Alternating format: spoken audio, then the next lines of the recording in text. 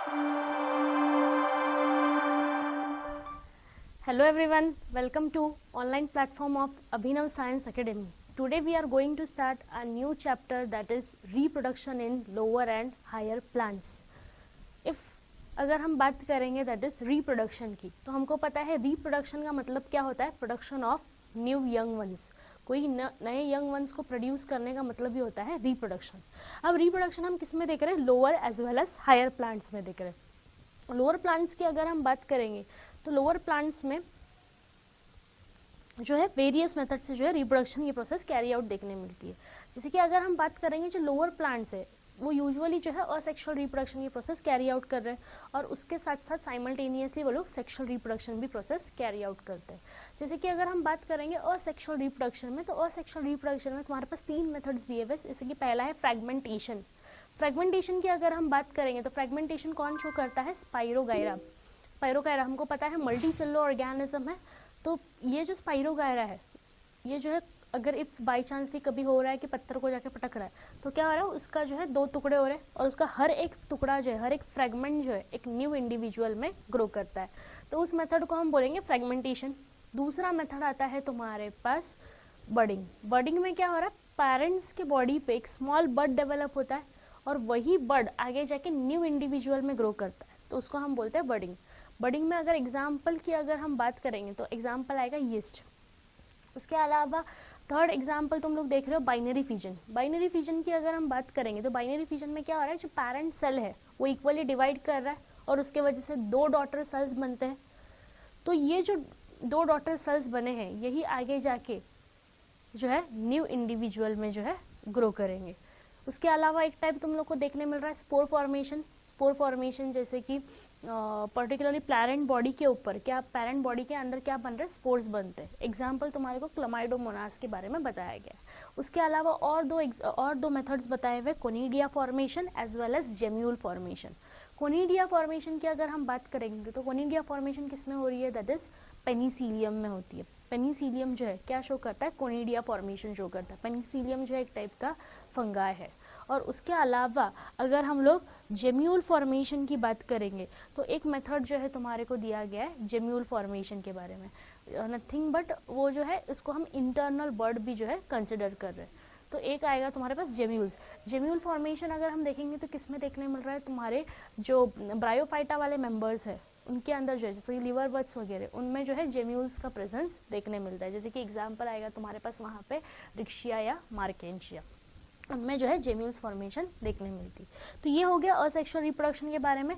अब हम मेजरली यहाँ पे इस टॉपिक में बात करेंगे अबाउट सेक्सुअल रिप्रोडक्शन। अगर हम बात करेंगे सेक्सुअल रिप्रोडक्शन की तो यहाँ पे हम लोग सेक्सुअल रिप्रोडक्शन किसके बारे में पढ़ रहे हैं, एंजियोस्पर्मिक प्लांट्स के बारे में पढ़ रहे हैं। हमको पता है जो सबसे एडवांस मेंबर प्लांट्स में कौन सा है, एंजियोस्पर्म है। इन्हीं एंजियोस्पर्म्स को हम क्या कंसिडर करते हैं, that is flowering plant consider कर रहे हैं। इन्हीं एंजियोस्पर्मिक प्लांट्स को क्या बोला जाता है, फ्लावरिंग प्लांट्स बोला जाता है। क्यों, क्योंकि इनमें सबसे पहली बार जो है फ्लावर का डेवलपमेंट हुआ है, इसीलिए इन एंजियोस्पर्मिक प्लांट को जो है फ्लावरिंग प्लांट्स बोला जाता है। जितने भी फ्लावरिंग प्लांट्स है, एंजियोस्पर्मिक प्लांट्स है, वो क्या शो करते हैं, सेक्सुअल रिप्रोडक्शन शो करते हैं। अब अगर हम बात करेंगे प्लांट की तो प्लांट के पास यूजुअली हमारे पास 2 पार्ट्स देखने मिलेंगे, एक जो है वेजिटेटिव पार्ट और दूसरा मिलेगा उसका रिप्रोडक्टिव पार्ट। वेजिटेटिव पार्ट में क्या आएगा, रूट्स आएंगे, फिर उसके अलावा स्टेम आएगा एज वेल लीव्स आएंगे। तो ये जो रूट स्टेम लीव्स है ये क्या है, प्लांट के वेजिटेटिव पार्ट है। बट आगे जाके जब फ्लावर का डेवलपमेंट हो रहा है, फ्लावर का डेवलपमेंट हो रहा है तो ये फ्लावर जो है क्या है, एक टाइप का रिप्रोडक्टिव पार्ट जो है देखने मिल रहा है। तो इफ रूट स्टेम लीव्स आ रहे तो उस पार्ट को तुम कंसिडर कर रहे हो वेजिटेटिव पार्ट। और ये पार्ट कब डेवलप हो रहा है, ड्यूरिंग जुवेनाइल फेज। जुवेनाइल मतलब ग्रोथ फेज के टाइम पे ये पार्ट्स डेवलप होते हैं। लेकिन जब पर्टिकुलरली प्लांट जो है रिप्रोडक्टिवली मैच्योर हो जाएगा, रिप्रोडक्टिव फेज उसमें जब आएगा तब उसमें जो है फ्लावर का डेवलपमेंट होता है। तो अगर हम फ्लावर्स की बात करेंगे तो फ्लावर जो है कौन सा यूनिट है, it is considered as reproductive unit. तो फ्लावर को हम क्या कंसिडर करते हैं, एज अ रिप्रोडक्टिव यूनिट। और यही जो है रिस्पॉन्सिबल है किसके लिए, फॉर सेक्सुअल रिप्रोडक्शन। तो नेक्स्ट अगर हम बात करेंगे फ्लावर की, तो फ्लावर की अगर हम बात करेंगे तो जो फ्लावर का स्टॉक है, इसी स्टॉक को बोला जाता है पेडिसिल। इसी पेडिसिल के ऊपर जो है डोम शेप स्ट्रक्चर प्रेजेंट होता है, उस डोम शेप स्ट्रक्चर को हम बोलते हैं थैलामस। इसी थैलामस के ऊपर जो है सब वर्ल्स जो है अरेंज है। अब मेजरली तुम्हारे को 4 वर्ल्स देखने मिलेंगे, जिसमें सबसे पहला वर्ल, ये जो वर्ल है, this whorl is known as calyx, जो ग्रीन कलर का होता है, ओके। और कैलिक्स के इंडिविजुअल मेंबर को हम बोलते हैं सेपल्स। फिर दूसरा वर्ल जो है तुम्हारे पास है, ये जो है, this whorl is known as corolla. और अगर हम करोला की बात करेंगे तो करोला के इंडिविजुअल मेंबर्स को हम बोलते हैं पेटल्स। अब अगर हम सेपल की बात करेंगे तो सेपल का काम क्या है? सेपल जो है फ्लावर को प्रोटेक्ट करता है इन बर्ड स्टेज। जब फ्लावर बर्ड स्टेज में होता है तो उसके अराउंड में हमको पता है ग्रीन कलर के सेपल्स अरेंज होते हैं। तो सेपल्स जो है फ्लावर को कब प्रोटेक्ट कर रहा है? During bud stage. बट अगर हम पेटल्स की बात करेंगे तो पेटल्स का काम क्या है? हमको पता है पेटल्स जो है कलरफुल है, अट्रैक्टिव है, तो ये जो है पॉलिनेटर्स को अट्रैक्ट करते हैं। तो इन्हीं सेपल और पेटल्स को, दैट इज कैलिक्स और करोला को, दोनों को मिला के हम बोलते हैं एक्सेसरी वर्ल्स। फिर बाद में थर्ड वर्ल तुम्हारे को देखने मिल रहा है, दैट इज ये जो वर्ल है, इस वर्ल को तुम बोल रहे हो एंड्रोशियम। एंड्रोशियम की अगर हम बात करेंगे तो एंड्रोशियम जो है it is considered as male reproductive whorl, या फिर हम बोलेंगे it is considered as male reproductive organ. अब अगर हम बात करेंगे एंड्रोशियम की, तो इसको ओवरऑल हम बोल रहे हैं एंड्रोशियम। इसकी सिंगल यूनिट या सिंगल मेंबर को बोला जाता है स्टेमन। स्टेमन की अगर हम बात करेंगे तो स्टेमन जो है डिवाइडेड है इनटू 3 पार्ट्स। ये जो स्टॉक लाइक पार्ट है, this stalk like part is known as filament. ये जो स्टॉक लाइक पार्ट तुमको देखने मिल रहा है, this stalk like part is known as filament. और ऊपर में जो लोब स्ट्रक्चर देखने मिल रहा है, that lobe structure is known as anther. अब ये जो फिलामेंट है और एंथर है, ये दोनों जो है आपस में कनेक्टेड है। कैसे कनेक्टेड है? By the help of connective. तो एंथर और फिलामेंट आपस में कनेक्टेड होते हैं by the help of connective. अब अगर हम बात करेंगे इस स्टेमन की, तो स्टेमन के पास जो है 2 एंड्स देखने मिल रहे हैं। एक जो एंड है जो किससे कनेक्टेड है? थैलामस से कनेक्टेड है। इस एंड को बोला जाता है प्रोक्सिमल एंड। जो एंड थैलामस से कनेक्टेड रहेगा या तो कोई पेटल से कनेक्टेड रहेगा, तो उस एंड को तुम बोलोगे प्रोक्सिमल एंड। और ये जो एंड है यहाँ वाला, जो एंथर के पास प्रेजेंट है, जो दूर प्रेजेंट है थैलामस से, तो हेंस उस एंड को बोला जाएगा डिस्टल एंड। अब मैंने क्या बताया कि एंथर के पास 2 पार्ट है, एक तो स्टॉक लाइक पार्ट फिलामेंट, और दूसरा पार्ट कौन सा है? दैट इज ऊपर जो लोब स्ट्रक्चर है, that lobe structure is known as anther. अब ये जो एंथर है यूजुअली कैसा होता है? दैट इज बाई लोब्ड होता है। पर्टिकुलरली एक ही लोब है, जैसे कि फॉर एग्जांपल बलून है, उस बलून को तुम ट्विस्ट कर रहे हो तो कितने लोब्स बन जा रहे हैं? 2 लोब्स। तो वैसे ये जो एंथर है ये कैसा है बताओ? बाई लोब्ड स्ट्रक्चर है। अब देखो जैसे कि यहाँ पे 2 लोब्स बताए गए, ये एक लोब है, ये दूसरा लोब है, तो anther is considered as bilobed structure. अब एंथर के पास जो है 2 लोब्स है, जैसे कि ये एक लोब आएगा और ये एक लोब आएगा। इस पर्टिकुलरली एक लोब के अंदर, जैसे कि एक लोब के अंदर तुम देखोगे तो 2 तुम्हारे को सैक देखने मिलेंगे, जिनको हम लोग पोलन सैक बोलते हैं या फिर स्पोरेंजियम बोलते हैं। तो पर्टिकुलरली एक लोब में तुम्हारे को 2 सैक देखने मिलेंगे। तो तुम्हारे पास कितने लोब है? टोटल 2 लोब्स है। तो 2 लोब्स के अंदर कितने सैक देखने मिल रहे हैं? 4 पोलन सैक जो है देखने मिल जाते हैं। देखो यहाँ पे फिगर में बताया हुआ है, तो 4 पोलन सैक्स जो है हमको यहाँ पे देखने मिल रहे हैं। इन्हीं पोलन सैक्स को हम लोग स्पोरेंजियम भी बोलते हैं। ये एक स्पोरेंजियम है, ये दूसरा स्पोरेंजियम, थर्ड और फोर्थ। तो टोटल तुम्हारे को 4 स्पोरेंजियम, दैट इज 4 माइक्रोस्पोरेंजियम जो है देखने मिलते हैं। तो इसीलिए हमारे एंथर को बोला जाता है टेट्रास्पोरेंजिएट। क्यों टेट्रास्पोरेंजिएट? क्योंकि हमारा जो एंथर है उसके पास कितने स्पोरेंजियम प्रेजेंट है? 4 स्पोरेंजियम प्रेजेंट है। तो हेंस इसीलिए हमारे एंथर को बोला जाएगा टेट्रास्पोरेंजिएट। यही स्पोरेंजियम आगे जाके किस में कन्वर्ट हो रहा है? पोलन सैक में कन्वर्ट हो जाता है। ओके, अब पर्टिकुलरली तुम देखोगे कि एक लोब में तुम्हारे को कितने स्पोरेंजियम देखने मिल रहे हैं? 2 sporangium, that is 2 pollen sac देखने मिल रहे हैं। तो इसको जो है हम कंसिडर करते हैं एक थीका। ऐसा तो देखने जाएंगे तो ये एक थीका है, ये दूसरा थीका है, बट हम लोग यहाँ पे लोब के रिस्पेक्ट में बात करते हैं। तो लोब के रिस्पेक्ट में इस एक लोब के पास ऐसा बोला गया कि एक थीका है, ये दूसरे लोब के पास दूसरा थीका प्रेजेंट है। तो hence it is considered as dithecous, क्योंकि हर एक लोब के पास, जैसे कि ये एक लोब है ना, एक लोब, तो एक लोब के पास कितना थीका है? ये जो पोलन सैक है, इस पोलन सैक के अराउंड में एक थीका है और इस पोलन सैक के अराउंड में एक थीका है। तो एक लोब के पास 2 थीका है। तो इसीलिए हमारे एंथर को हम बोलते हैं, हमारा एंथर जो है डाइथीकस है। और ये जो डाइथीकस एंथर हमने बोला है, ये किसके रिस्पेक्ट में बोला है? सिर्फ एक ही लोब के। क्योंकि अगर जब तुम देखोगे तो पर्टिकुलरली एंथर के पास तुम्हारे पास 4 थीका मिलेंगे। इसके सराउंडिंग में भी तो थीका रहेगा ना, तो ऐसे तो देखने जाओगे तो 4 थीकास है, बट हम लोग यहाँ पे एक ही लोब के रिस्पेक्ट में बात कर रहे हैं, तो इसीलिए हम बोलते हैं कि जो हमारा एंथर है वो कैसा है, डाइथिकस है, डाइथिकस है। और दूसरा कैसा है, टेट्रास्पोरेंजिएट। टेट्रास्पोरेंजिएट क्यों, क्योंकि इसके पास 4 स्पोरेंजियम जो है प्रेजेंट है। यही स्पोरेंजियम आगे जाके किस में डेवलप होंगे, पोलन सैक में डेवलप होंगे। अब अगर हम बात करेंगे यहाँ पे, तो देखो 2 थीका के बीच में क्या जा रही है, एक लॉन्गिट्यूडनल ग्रूव जा रही है। ये जो लॉन्गिट्यूडनल ग्रूव गई है नथिंग बट क्या है, तुम्हारी कनेक्टिव है। नेक्स्ट, तो अगर हम बात करेंगे यहाँ पे, मैं अभी एंथर के बारे में बता रही थी। अब हमने क्या किया ना, एंथर को हमने ट्रांसवर्सली कट किया, ट्रांसवर्स कट करके हम एंथर को स्टडी कर रहे हैं। तो एंथर को जब हम देख रहे हैं, तो एंथर जो है हमको टेट्रागोनल स्ट्रक्चर देखने मिल रहा है, क्योंकि इसके पास 4 साइड्स जो है देखने मिल रहे हैं। तो hence anther is considered as tetragonal structure. अब इसी 4 गोनल मतलब 4 टेट्रागोनल स्ट्रक्चर के पास तुमको क्या देखने मिल रहा है, पर्टिकुलरली हर जगह पे तुम्हारे को माइक्रोस्पोरेंजियम देखने मिल रहा है। यहाँ पे एक स्पोरेंजियम है, ये दूसरा स्पोरेंजियम है, ये तीसरा है और ये चौथा। तो टोटल जो है तुम्हारे को एंथर के पास 4 स्पोरेंजियम जो है देखने मिलते हैं। यही स्पोरेंजियम आगे जाके किस में डेवलप हो रहे हैं, पोलन सैक में डेवलप होते हैं। अब अगर हम बात करेंगे दैट इज मेल की, तो मेल स्पोर को हम बोलते हैं माइक्रोस्पोर और फीमेल स्पोर को हम बोलते हैं मेगास्पोर। ओके, तो इसीलिए या फिर मैक्रोस्पोर, तो इसीलिए यहाँ पे जो भी स्पोरेंजियम है, इस स्पोरेंजियम को हम लोग नाम दे रहे हैं माइक्रोस्पोरेंजियम, क्योंकि इसी माइक्रोस्पोरेंजियम के अंदर क्या डेवलप होने वाले हैं, माइक्रोस्पोर। तो हेंस इसी माइक्रोस्पोरेंजियम को जो है हम नाम दे रहे हैं इसी स्पोरेंजियम को हम नाम दे रहे हैं माइक्रोस्पोरेंजियम। क्यों, क्योंकि जो स्पोर्स बनने वाले वो यहीं पे बनने वाले हैं, जो स्पोर्स बन रहे हैं उन स्पोर्स को हम क्या नाम दे रहे हैं, माइक्रोस्पोर। तो हेंस स्पोरेंजियम का हमने नाम क्या रख दिया, माइक्रोस्पोरेंजियम। तो पर्टिकुलर एक एंथर के पास कितने माइक्रोस्पोरेंजियम है, 4 माइक्रोस्पोरेंजियम जो है देखने मिल रहे हैं, जो कहाँ पे लोकेटेड होते हैं, एट कॉर्नर्स। एक लोब में कितने रहेंगे, 2 माइक्रोस्पोरेंजियम देखने मिलेंगे। तो 4 माइक्रोस्पोरेंजियम है, इसीलिए मैंने बताया कि हमारा जो एंथर है वो कैसा है, टेट्रास्पोरेंजिएट है। यही माइक्रोस्पोरेंजियम आगे जाके किस में डेवलप होगा, दैट इज पोलन सैक में डेवलप होगा। ओके क्योंकि होगा क्या, देखो ये जो है फॉर एग्जांपल ये माइक्रोस्पोरेंजियम है, इसी माइक्रोस्पोरेंजियम के अंदर माइक्रोस्पोर बन रहे हैं। अब यही माइक्रोस्पोर आगे जाके जो है डेवलप होंगे इनटू पोलन ग्रेन्स। तो जब माइक्रोस्पोर डेवलप होंगे पोलन ग्रेन्स में, तो माइक्रोस्पोरेंजियम किस में डेवलप होगा, पोलन सैक में डेवलप होगा।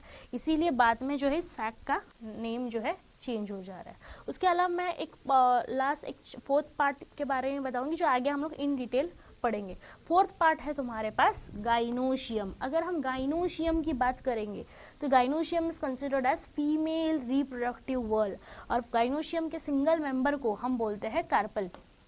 Single member is known as carpel और पिस्टिल।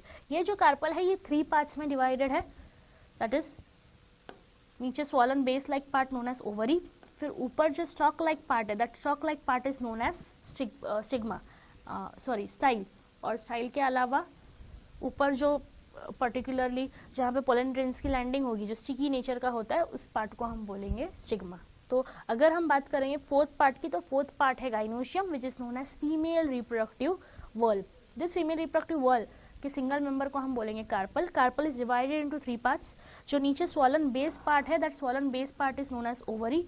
फिर ऊपर जो स्टॉक लाइक स्ट्रक्चर है, that stalk like structure is known as style, and जहाँ पे पोलन ग्रेन्स की लैंडिंग होगी, that part is known as stigma. अब हम लोग एंथर पे कंटिन्यू करते हैं। अगर मैं बात करूंगी एंथर की, तो एंथर का क्या किया गया ना, ट्रांसवर्स सेक्शन कट किया गया। ये सबसे इंपॉर्टेंट पॉइंट है। तो एंथर का क्या किया गया, ट्रांसवर्स सेक्शन, मतलब उसको हम लोगों ने बीच में से ऐसे कट कर दिया, और अब हम उसको माइक्रोस्कोप में ऑब्जर्व कर रहे हैं कि वो कैसा दिखाई दे रहा है। तो अगर मैं बात करूंगी एंथर की, तो देखो ये है ट्रांसवर्स सेक्शन ऑफ एंथर। जब मैंने इसको देखा तो मुझे क्या देखने मिल रहा है, 4 सैक्स देखने मिल रहे हैं, जिसको हम लोग बोल रहे थे स्पोरेंजियम। और इसी स्पोरेंजियम में क्या डेवलप होने वाले हैं, माइक्रोस्पोर। तो हेंस स्पोरेंजियम को हम बोल रहे हैं माइक्रोस्पोरेंजियम। अब यही माइक्रोस्पोर आगे जाके डेवलप होंगे इनटू पोलन ग्रेन, तो हेंस इसी माइक्रोस्पोरेंजियम को आगे जाके हम क्या कंसिडर करेंगे, एज अ पोलन सैक। अब जब एंथर इमैच्योर था ना, तो जब एंथर इमैच्योर था, तो इमैच्योर एंथर के पास जो है सिर्फ बाहर में एक ही सिंगल लेयर की एपिडर्मिस थी, और अंदर में जो है पैरेन्काइमेटस सेल्स प्रेजेंट है। ये बाहर में जब एंथर इमैच्योर स्टेज में था, तो उसके पास सिर्फ एक ही सिंगल लेयर्ड एपिडर्मिस देखने मिली हमको, और एज वेल अंदर में क्या देखने मिले, पैरेन्काइमेटस सेल्स देखने मिले। Group of parenchymatous cells. अब हुआ क्या आगे जाके, यही जो ग्रुप ऑफ पैरेन्काइमाटस सेल्स है ये आगे जाके डिफरेंशिएट हुए इनटू आर्किस्पोरियल सेल्स। यही आर्किस्पोरियल सेल्स फिर से आगे जाके डिफरेंशिएट हुए इनटू 2 लेयर्स। एक तो उन्होंने बनाई एक outer layer, outer parietal layer, और अंदर में उन्होंने बनाई स्पोरोजीनियस लेयर। ये जो स्पोरोजीनियस लेयर बनी है यही फॉर्म करेगी तुम्हारी स्पोरोजीनियस टिश्यू, मतलब अंदर में स्पोर्स डेवलप करेगी। और जो आउटर पैराइटल लेयर है वो आगे जाके 4 वॉल्स बनाएगी। ओके, तो जो आर्किस्पोरियल सेल है वो डिफरेंशिएट हो रहा है into 2 layers, outer parietal cell and inner sporogenous cell. Outer parietal cell will form 4 walls, 4 walls बनाएगा। और जो इनर स्पोरोजीनियस लेयर है वो इनर स्पोरोजीनियस लेयर अंदर में क्या फॉर्म करेगी, स्पोरोजीनियस टिश्यू फॉर्म करेगी। अब अगर हम बात करेंगे दैट इज एंथर की, तो एंथर जो है सराउंडेड है by the help of 4 walls. सबसे आउटर वॉल की अगर हम बात करेंगे तो सबसे आउटर वॉल जो है एपिडर्मिस। एपिडर्मिस की अगर हम बात करेंगे तो एपिडर्मिस जो है एक ही सिंगल लेयर है, और एपिडर्मिस का यूजुअल काम क्या होता है, that is protection. Next second wall की अगर हम बात करेंगे तो सेकंड वॉल है तुम्हारे पास एंडोथीशियम। एंडोथीशियम में जो सेल्स है वो कैसे अरेंज होते हैं, रेडियली अरेंज है, और ये बने हुए होते हैं सेल्यूलोज फाइबर से। तो हेंस ये जो है सबसे टफेस्ट लेयर है और फाइब्रस लेयर इसको कंसिडर किया जाता है। ये जो एंडोथीशियम है, ये एंडोथीशियम भी किस में हेल्प कर रही है, प्रोटेक्शन में हेल्प कर रही है, क्योंकि ये कहाँ पे प्रेजेंट है, एपिडर्मिस के नीचे वाली लेयर पे प्रेजेंट है, तो इसको हम लोग सब एपिडर्मल लेयर भी जो है बोलते हैं। फिर थर्ड लेयर तुमको देखने मिलेगी, दैट इज मिडल लेयर। तो ये जो लेयर थी एपिडर्मिस थी, देन सेकंड एंडोथीशियम, फिर थर्ड लेयर जो है मिडल लेयर। मिडल लेयर जो है थिन वॉल्ड है, बहुत पतली पतली लेयर के सेल्स है इसके पास। और अगर हम मिडल लेयर की बात करेंगे तो मिडल लेयर में जो है 2 to 3 लेयर ऑफ सेल्स देखने मिल जाते हैं। ये मिडल लेयर क्या काम करेगी, इसका काम है that is it provides nourishment to tapetum. फिर लास्ट जो है इनर लेयर है, that inner layer is known as tapetum. Tapetum की अगर हम बात करेंगे तो टैपेटम जो है इसके पास पिरामिड शेप सेल्स होते हैं, और मेजरली जो है नरिशमेंट का काम इसी का होता है। ओके, तो टैपेटम जो है it is responsible majorly in nourishment, तो ये सबसे इंपॉर्टेंट है। तो 4 वॉल्स है तुम्हारे पास, outer most epidermis, second endothecium, third middle layer and tapetum. ये तीनों मेजरली हेल्प करेंगे इन प्रोटेक्शन। जो फोर्थ लेयर है टैपेटम, जिसके सेल्स कैसे है, पिरामिड शेप के, और यही मेजरली हेल्प करता है नरिशमेंट ऑफ माइक्रोस्पोर। जो अंदर स्पोर्स डेवलप हो रहे हैं उनको नरिशमेंट देने का काम है टैपेटम का। ये जो है इसके सेल्स कैसे है, पिरामिड शेप के, और ये जो है मल्टी न्यूक्लिएटेड हमको देखने मिलते हैं, that is usually by nucleated देखने मिलते हैं। अब ये जो थर्ड लेयर है ना मिडल लेयर, इसी मिडल लेयर से क्या होगा, डेहिसंस होगा। ऐसा क्यों हो रहा है देखो, क्योंकि अगर हम देखेंगे ना जो एपिडर्मिस है, ये जो आउटर लेयर एपिडर्मिस है, ये चारों वॉल्स, चारों सैक्स के लिए कॉमन है। ये एपिडर्मिस है जो चारों सैक्स के लिए जो है कॉमन है। फिर एपिडर्मिस के अंदर में तुमको कौन सी लेयर देखने मिल रही है, यहाँ पे एंडोथीशियम। ये एंडोथीशियम भी चारों सैक के लिए जो है कॉमन होती है। बट जब हम मिडल लेयर की बात करते हैं तो मिडल लेयर जो है चारों सैक्स के लिए अलग अलग है, तो इसीलिए मिडल लेयर से यूजुअली जो है डेहिसंस हमको देखने मिल जाता है। तो ये जो है मिडल लेयर जो चारों लेयर के लिए क्या रहेगी, डिफरेंट रहेगी। एंड देन टैपेटम, टैपेटम भी हर चारों सैक्स के लिए जो है डिफरेंट होती है। तो देखो उन्होंने वही दिया है कि outer 3 layers gives protection and also helps in dehiscence of anther. Dehiscence मतलब एंथर का ब्रेकडाउन हो रहा है, ताकि अंदर जो भी स्पोर्स या पोलन ग्रेन प्रोड्यूस हो रहे हैं वो रिलीज हो सके। तो tapetum is the innermost layer which nourishes the developing pollen grain, है ना। अगर हम बात करेंगे तो cells of tapetum generally have more than 1 nucleus. Next, उसके अलावा ये तो हो गई हमारी बाहर की बात। अब हम अंदर की बात करेंगे। अंदर हम क्या देख रहे हैं कि हमको क्या देखने मिल रहा है, सैक देखने मिल रहा है, that sac is known as sporangium. इसी स्पोरेंजियम को हम लोग माइक्रोस्पोरेंजियम भी बोल रहे हैं, क्योंकि इसके अंदर डेवलप होने वाले हैं माइक्रोस्पोर। अब ये जो माइक्रोस्पोरेंजियम डेवलप हो रहे हैं इसके अंदर ही प्रेजेंट होते हैं तुम्हारे sporogenous tissue. Okay, sporogenous cell जो आगे जाके क्या फॉर्म करेंगे, स्पोरोजीनियस टिश्यू फॉर्म करेंगे। जो स्पोरोजीनियस टिश्यू है उसी स्पोरोजीनियस टिश्यू को हम बोलते हैं माइक्रोस्पोर मदर सेल। तो मैंने बताई अंदर जो सैक है that sac is known as sporangium, और we can call it as microsporangium. उसी माइक्रोस्पोरेंजियम के अंदर तुमको क्या देखने मिल रहा है, दैट इज स्पोरोजीनियस सेल देखने मिल रही है। यही स्पोरोजीनियस सेल आगे जाके फॉर्म करेंगे sporogenous tissue, and this sporogenous tissue is known as microspore mother cell। देखो यहाँ पे दिया हुआ है sporogenous cell is known as microspore mother cell, or we can call it as pollen mother cell. अब ये जो माइक्रोस्पोर मदर सेल है, ऑब्वियस है मदर सेल है तो कैसी रहेगी, एमएमसी डिप्लॉयड रहेगी। ये माइक्रोस्पोर मदर सेल जो है डिप्लॉयड है। ये डिप्लॉयड माइक्रोस्पोर मदर सेल आगे जाके क्या परफॉर्म करेगी, मियोसिस परफॉर्म करेगी, क्योंकि हमारा मेजर काम क्या है यहाँ पे, मेल गैमेट प्रोड्यूस करना। तो ये जो माइक्रोस्पोर मदर सेल है ये परफॉर्म कर रही है मियोसिस, और मियोसिस करके ऑब्वियस है मियोसिस में क्या होता है, एक सेल से कितने सेल बनते हैं, 4 सेल बनते हैं by the help of 2 meiosis, meiosis 1 as well as meiosis 2। तो मियोसिस में क्या होगा, एक माइक्रोस्पोर मदर सेल जो है 4 जो है माइक्रोस्पोर डेवलप करेगी। यही माइक्रोस्पोर्स जो है आगे जाके किस में डेवलप होंगे, इनटू पोलन ग्रेन। तो माइक्रोस्पोर मदर सेल ने क्या किया, मियोसिस किया, और मियोसिस करके इसने 4 माइक्रोस्पोर्स बनाए। इसी प्रोसेस को हम बोलते हैं माइक्रोस्पोरोजेनेसिस। ये याद रखना है तुमको, ओके। इस पे क्वेश्चन आ सकता है कि what is microsporogenesis, micro in this is माइक्रोस्पोरो, in this is microspore की बात हो रही है, जेनेसिस मतलब फॉर्मेशन। तो यहाँ पे तुम क्या कर रहे हो, माइक्रोस्पोर का फॉर्मेशन कर रहे हो, किसके हेल्प से फॉर्मेशन कर रहे हो, by the help of microspore mother cell. और वहाँ पे कौन सी प्रोसेस रन हो रही है, मियोसिस रन होती है। नेक्स्ट, अब ये जो भी माइक्रोस्पोर बने हैं, ये माइक्रोस्पोर आगे जाके किस में डेवलप होंगे, दैट इज पोलन ग्रेन में डेवलप होंगे। अब पर्टिकुलरली अगर तुम एक माइक्रोस्पोरेंजियम की बात करोगे ना, तो एक माइक्रोस्पोरेंजियम के अंदर थाउजेंड्स ऑफ पोलन ग्रेन्स होते हैं, और ये जो है कब रिलीज होंगे, जब एंथर का क्या होगा, डेहिसेंस होगा।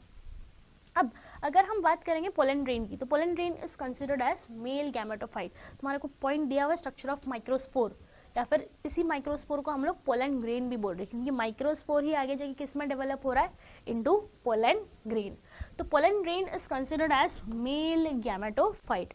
जनरली इसका शेप कैसा रहेगा, स्पेरिकल शेप रहेगा। अगर साइज की बात करेंगे तो साइज होती है इसकी 25 to 50 माइक्रोमीटर इन डायमीटर। अगर हम बात करेंगे यहाँ पे, तो pollen grain nothing but cell है, तो सेल के सराउंडिंग में क्या रहेगा, प्लाज्मा मेम्ब्रेन रहेगा, एज वेल एज अंदर में क्या प्रेजेंट रहेगा, साइटोप्लाज्म रहेगा। अब पोलन ग्रेन की मैं बात करूंगी, तो पोलन ग्रेन के पास जो है 2 लेयर्स देखने मिलते हैं। एक जो इनर लेयर है, दैट इनर लेयर, इन से याद रहेगा, inner layer is known as intine, और जो एक्सटर्नल लेयर है that is known as exine. Internal layer intine and जो एक्सटर्नल लेयर है, that external layer is known as exine. ये जो देखो यहाँ पे अगर हम देखेंगे यहाँ पे, तो पर्टिकुलरली ये जो लेयर है, ये जो layer, this layer is known as intine. ये जो इंटाइन है ये बनी हुई होती है सेल्यूलोज एंड पेक्टिन से, और जो आउटर लेयर है, this layer is known as exine, जो बनी हुई होती है स्पोरोपोलेनिन से। स्पोरोपोलेनिन की हम बात करेंगे तो स्पोरोपोलेनिन जो है एक नॉन बायोडिग्रेडेबल सब्सटेंस है, इसको कोई भी जो है डिग्रेड नहीं कर सकता। अगर इसके ऊपर हाई एसिड ट्रीटमेंट किया जा रहा है, या इसको हाई टेम्परेचर्स में रखा जा रहा है, या फिर कोई उसको एंजाइम प्रोवाइड कर रहा है, तब भी जो है इसको ब्रेक नहीं किया जा सकता। तो सबसे स्ट्रॉन्गेस्ट अगर हम लेयर कोई है बोल रहे हैं तो दैट इज है एक्साइन, क्योंकि ये जो एक्साइन है ये किससे बनी हुई है, it is made up of sporopollenin, और ये जो स्पोरोपोलेनिन है it is highly resistant to temperature. उसके अलावा it is highly resistant to acidic environment, alkali treatments. उसके अलावा जो है अगर हम बात करेंगे तो कोई भी एंजाइम इसको डिग्रेड नहीं कर सकता। तो हेंस इसीलिए इसको हम कंसिडर कर रहे हैं that is non biodegradable layer. तो पोलन ग्रेन के पास 2 लेयर्स है, inner layer that is intine and outer layer which is known as exine. देखो, तो exine is hard outer layer which is made up of sporopollenin. It is highly resistant to organic matter. It can withstand high temperature, strong acids and alkali. Enzymes also even cannot degrade the sporopollenin. अब अगर हम बात करेंगे यहाँ पे, तो ये जो एक्साइन है ये हर जगह पे नहीं, कम्प्लीटली नहीं है। देखो जैसे कि ये तुम्हारे पास इंटाइन लेयर थी, इस इंटाइन के बाद ये जो लेयर है, ये जो लेयर है that layer is known as exine. इस एक्साइन की बात करेंगे तो एक्साइन जो है हर जगह पे नहीं है, कहीं कहीं पे जो है यहाँ पे अपर्चर्स क्रिएट हो रहे हैं जहाँ पे एक्साइन जो है एब्सेंट है, या स्पोरोपोलेनिन हम बोलेंगे एब्सेंट है, उस एरिया को हम कंसिडर करते हैं जर्म पोर। देखो जैसे कि यहाँ पे इस जगह पे जो है स्पोरोपोलेनिन एब्सेंट है, तो उस एरिया को बोला जाता है जर्म पोर, और वही जर्म पोर जो है आगे जाके हेल्प कर रहा है in formation of pollen tube. Next, inner wall which is known as intine, which is thin and continuous and it is made up of cellulose and pectin, जो कि मैंने ऑलरेडी तुमको बता दिया है। नेक्स्ट, अब अगर हम बात करेंगे पोलन ग्रेन की, हम लोगों ने क्या देखा कि अभी तक क्या हुआ है कि एमएमसी जो है माइक्रोस्पोर मदर सेल, उसने मियोसिस परफॉर्म किया और बना दी 4 माइक्रोस्पोर। अब यही माइक्रोस्पोर जो है आगे जाके किस में डेवलप हो गए, पोलन ग्रेन में डेवलप हुए। ये कैसा हो गया, तो नेक्स्ट पॉइंट है तुम्हारे पास डेवलपमेंट ऑफ मेल गैमेटोफाइट, क्योंकि पोलन ग्रेन को ही हम क्या बोल रहे हैं, दैट इज मेल गैमेटोफाइट। तो होता क्या है देखो यहाँ पे पर्टिकुलरली हम कंसिडर कर रहे हैं ये माइक्रोस्पोर है, ये माइक्रोस्पोर जो है अब क्या करेगा, पहली बार माइटोसिस करेगा, फर्स्ट माइटोटिक डिवीजन शो करेगा, और फर्स्ट माइटोसिस करके ये क्या बनाएगा, 2 सेल बनाएगा, है ना। ये एक बन रहा है बड़ा वाला सेल और जो नीचे बनता है ये वाला बनता है स्मॉलर सेल। जो बड़ा सेल बना है that bigger cell is known as vegetative cell, और जो नीचे में बनता है smaller cell, that smaller cell is known as generative cell. ये जो जनरेटिव सेल है ये कहाँ पे फ्लोट कर रहा है, वेजिटेटिव सेल के साइटोप्लाज्म में ही फ्लोट कर रहा है। तो माइक्रोस्पोर जो है आगे जाके पोलन ग्रेन बनाने के लिए क्या कर रहा है, first mitotic division carry out कर रहा है, जिसकी वजह से 2 सेल बन रहे हैं, एक बड़ा वाला सेल बन रहा है that is known as vegetative cell, और एक स्मॉलर सेल बन रहा है which is known as generative cell. अब वेजिटेटिव सेल की अगर हम बात करेंगे तो बड़ा है, तो ऑब्वियसली उसका न्यूक्लियस का साइज भी क्या रहेगा, थोड़ा बिगर रहेगा इन साइज, और उसका जो न्यूक्लियस है वो किस शेप में रहेगा, इरेग्युलर शेप में रहेगा। अब वेजिटेटिव सेल इतना बड़ा है तो इसके साइटोप्लाज्म में ऐसा क्या प्रेजेंट है, तो इसके साइटोप्लाज्म में जो है बहुत सारा न्यूट्रिएंट स्टोर्ड है, तो इसीलिए हम बोल रहे हैं कि vegetative cell is rich in nutrients, rich in nutrients. उसके अलावा जो स्मॉलर सेल है that smaller cell is known as generative cell. Generative cell smaller है। अगर हम इसकी बात करेंगे तो इसका जो न्यूक्लियस होता है वो कैसा होता है, स्पिंडल शेप न्यूक्लियस होता है, और उसका जो साइटोप्लाज्म है वो बहुत डेंस है। अब अगर हम बात करेंगे जनरेटिव सेल की, तो जनरेटिव सेल देखो ऐसा देखने में दिख रहा है कि जो वेजिटेटिव सेल की कहाँ पे फ्लोट कर रहा है, साइटोप्लाज्म में जो है फ्लोट कर रहा है। नेक्स्ट, अब यही जो 2 सेल्ड है ये आगे जाके इनमें क्या होगी, सेकेंड मियोटिक डिवीजन होगी, सॉरी सेकेंड माइटोटिक डिवीजन होगी। यही 2 सेल आगे जाके क्या करेंगे, सेकेंड बार माइटोसिस करेंगे। अब माइटोसिस में होगा क्या कि तुम्हारे पास 2 सेल देखने मिल रहे हैं, एक वेजिटेटिव और जनरेटिव। सिर्फ डिवाइड करने के लिए जाएगा तुम्हारा जनरेटिव सेल, क्योंकि इसका नाम ही है जनरेटिव, तो यही जो है आगे जाके सेकेंड माइटोसिस करेगा। वेजिटेटिव सेल आगे जाके सेकेंड माइटोसिस शो नहीं करेगा। तो जो जनरेटिव सेल है वो क्या कर रहा है, अब आगे जाके सेकेंड माइटोसिस कर रहा है, और सेकेंड माइटोसिस करने की वजह से ये जनरेटिव सेल आगे जाके बना रहा है 2 मेल गैमेट्स। तो जनरेटिव सेल के वजह से ही क्या हुआ है, 2 मेल गैमेट्स का फॉर्मेशन, क्योंकि यही डिवाइड किया। तो अब कितने सेल कंडीशन आई है, 3 सेल कंडीशन आई है। तो ये जो कंडीशन थी ये कितने सेल थी, 2 सेल, और ये जो कंडीशन आई है जहाँ पे बड़ा वाला है वेजिटेटिव सेल और जो उसके नीचे में तुम्हारे को देखने मिल रहे 2 मेल गैमेट्स, उस कंडीशन को हम बोलेंगे 3 सेल स्टेज। अब अगर हम बात करेंगे प्लांट्स की, तो मेजरली जो 60% एंजियोस्पर्मिक प्लांट्स है उनमें जो पोलन ग्रेन रिलीज होते हैं वो इसी 2 सेल स्टेज में जो है रिलीज हो रहे हैं। बट कुछ जो बचे कुछ 40% है उनमें जो पोलन ग्रेन्स रिलीज हो रहे हैं वो कितने सेल में होते हैं, 3 सेल में होते हैं। उनका ऐसा मानना है कि भाई आगे जाके पोलन ग्रेन जो है फीमेल स्टिग्मा पे लैंड होना चाहिए, लैंड होंगे तो ही फर्टिलाइजेशन होगा, एंड देन उसी के बाद जो है आगे की प्रोसेस रन होगी। तो उस पहले ही क्यों दैट इज सेकंड माइटोसिस करे, तो इसीलिए मेजॉरिटी जो एंजियोस्पर्मिक प्लांट्स है दैट इज 60% एंजियोस्पर्मिक प्लांट्स, उसमें जो है पोलन ग्रेन 2 सेल स्टेज में ही रिलीज हो रहा है। तो देखो इट बताया हुआ है 60% एंजियोस्पर्मिक प्लांट में pollen grains release at 2 cell stage, but 40% में जो है 3 सेल स्टेज में भी रिलीज हो रहा है। 3 सेल मतलब क्या हो रहा है कि generative cell divides mitotically to give 2 male gametes. तो एक वेजिटेटिव सेल रहेगा और नीचे में रहेंगे 2 मेल गैमेट्स। नेक्स्ट, अब जो भी पोलन ग्रेन्स रिलीज हुए हैं ये पोलन ग्रेन्स जो है उनकी पर्टिकुलरली क्या होती है, एक वायबिलिटी होती है, वो उतने टाइम तक ही वायबल हो सकते हैं, क्योंकि ये पोलन ग्रेन्स कभी ना कभी इन फ्यूचर कभी ना कभी फीमेल स्टिग्मा पे जाके गिरेंगे। तो फीमेल स्टिग्मा पे जाने से पहले उनकी वायबिलिटी उनके पास होनी चाहिए, क्योंकि कभी कभी ऐसा होता है कि बहुत वक्त लग रहा है पास होने के लिए, तो उसके वजह से क्या हो रहा है पहले ही जो है वायबिलिटी उनकी लूज हो जा रही है। जैसे कि अगर हम बात करेंगे कि जितनी भी पोलन ग्रेन्स की वायबिलिटी है किसके ऊपर डिपेंडेंट है, it is dependent on temperature as well as humidity. जैसे कि कुछ एग्जाम्पल्स हमारे को दिए हुए, जैसे कि कुछ सीरियल्स है उनकी वायबिलिटी की अगर हम बात करेंगे तो उनके जो पोलन ग्रेन्स कितना टाइम वायबल रहता है, सिर्फ और सिर्फ 30 मिनट्स। उसके अलावा कुछ मेंबर्स है जैसे लेग्यूमिनोसी मेंबर्स, रोजेसी और सोलैनेसी, इनकी पोलन ग्रेन्स की वायबिलिटी की अगर मैं बात करूंगी तो कितनी होती है, दैट इज फॉर अराउंड कुछ मंथ्स तक ही जो है ये वायबल है। अब अगर हम बात कर रहे हैं पोलन ग्रेन्स की, तो पोलन ग्रेन्स के जो है कुछ इकोनॉमिक इंपॉर्टेंस है, जैसे कि पोलन ग्रेन्स जो है रिच इन न्यूट्रिएंट है, न्यूट्रिएंट रिच है, उसके अलावा इन्हीं पोलन ग्रेन्स को यूज़ किया जाता है एज अ फूड सप्लीमेंट, क्योंकि बहुत न्यूट्रिएंट रिच है, क्योंकि उनके पास प्रेजेंट है वेजिटेटिव सेल, तो हेंस इन्हीं पोलन ग्रेन्स को यूज़ किया जाता है एज अ फूड सप्लीमेंट। उसके अलावा जो एथलेट्स है, रेस हॉर्सेस है, उनका परफॉर्मेंस बढ़ाने के लिए जो है उनको पोलन ग्रेन्स दिया जाता है।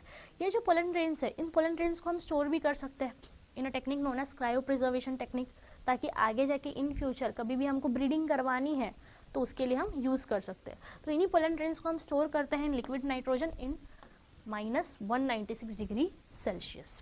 ओके, अब अगर हम बात करेंगे पोलन ग्रेन्स की, तो कुछ पोलन ग्रेन्स जो है, कुछ प्लांट्स के जो पोलन ग्रेन्स है वो एलर्जिक भी कॉज करते हैं टू सम पीपल, जैसे कि वो क्या कॉज कर रहे हैं, क्रोनिक रेस्पिरेटरी डिजीज कॉज कर रहे हैं, जैसे कि अस्थमा है, ब्रोंकाइटिस है। ओके, एग्जाम्पल आएगा तुम्हारे पास पार्थेनियम और कैरेट ग्रास। ओके, ये याद रखना है तुम्हारे को। अब नेक्स्ट हम पढ़ेंगे दैट इज गाइनोशियम। गाइनोशियम की अगर हम बात करेंगे तो gynoecium is considered as female reproductive whorl. अगर गाइनोशियम के सिंगल मेंबर की बात करेंगे तो सिंगल मेंबर को हम बोलेंगे कार्पल या फिर पिस्टल, यूजुअली कार्पल बोला जाता है, और जो ग्रुप ऑफ कार्पल्स है उसी को हम बोलते हैं पिस्टल। तो अगर हम बात करेंगे फीमेल रिप्रोडक्टिव वर्ल की गाइनोशियम की, तो गाइनोशियम के सिंगल मेंबर को हम क्या बोलेंगे, दैट इज कार्पल और पिस्टल। जो कार्पल है ये अगेन डिवाइडेड है इनटू 3 पार्ट्स। जो स्वॉलन बेस पार्ट है, that swollen base part is known as ovary. फिर ये जो स्टॉक लाइक पार्ट है, that stalk like part is known as style, और ऊपर जहाँ पे पोलन ग्रेन्स की लैंडिंग होगी that part is known as stigma. तो carpel is divided into 3 parts, ovary, style and stigma.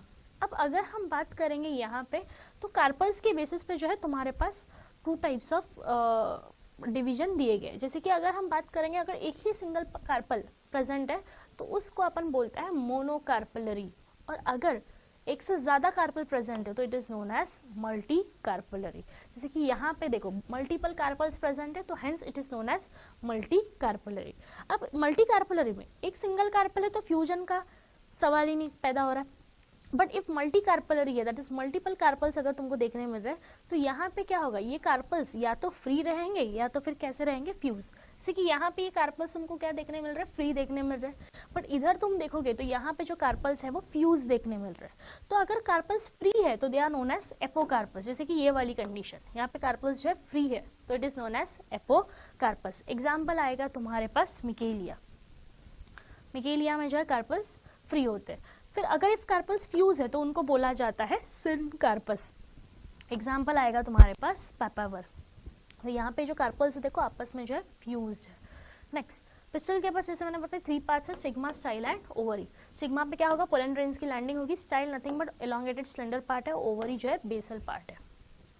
Next अब अगर हम बात करेंगे ओवरी की, तो ये जो है ओवरी है, इसी ओवरी के अंदर ये ओवरी, ये स्टाइल और ये सिग्मा। ओवरी की अगर हम बात करेंगे तो ओवरी के अंदर जो है एक खाली कैविटी प्रेजेंट होती है, that cavity is known as locule, और उसी कैविटी के अंदर जो है प्रेजेंट होता है ओव्यूल। ये जो ओव्यूल है, जैसे कि ये यहाँ पे ओव्यूल प्रेजेंट है, ये जो ओव्यूल है ये अटैच होता है by the structure known as placenta. तो placenta is nothing but nutritive tissue जो कुशन की तरह एक्ट कर रहा है। तो ओवरी के अंदर क्या प्रेजेंट है, ovarian cavity, that cavity is known as locule.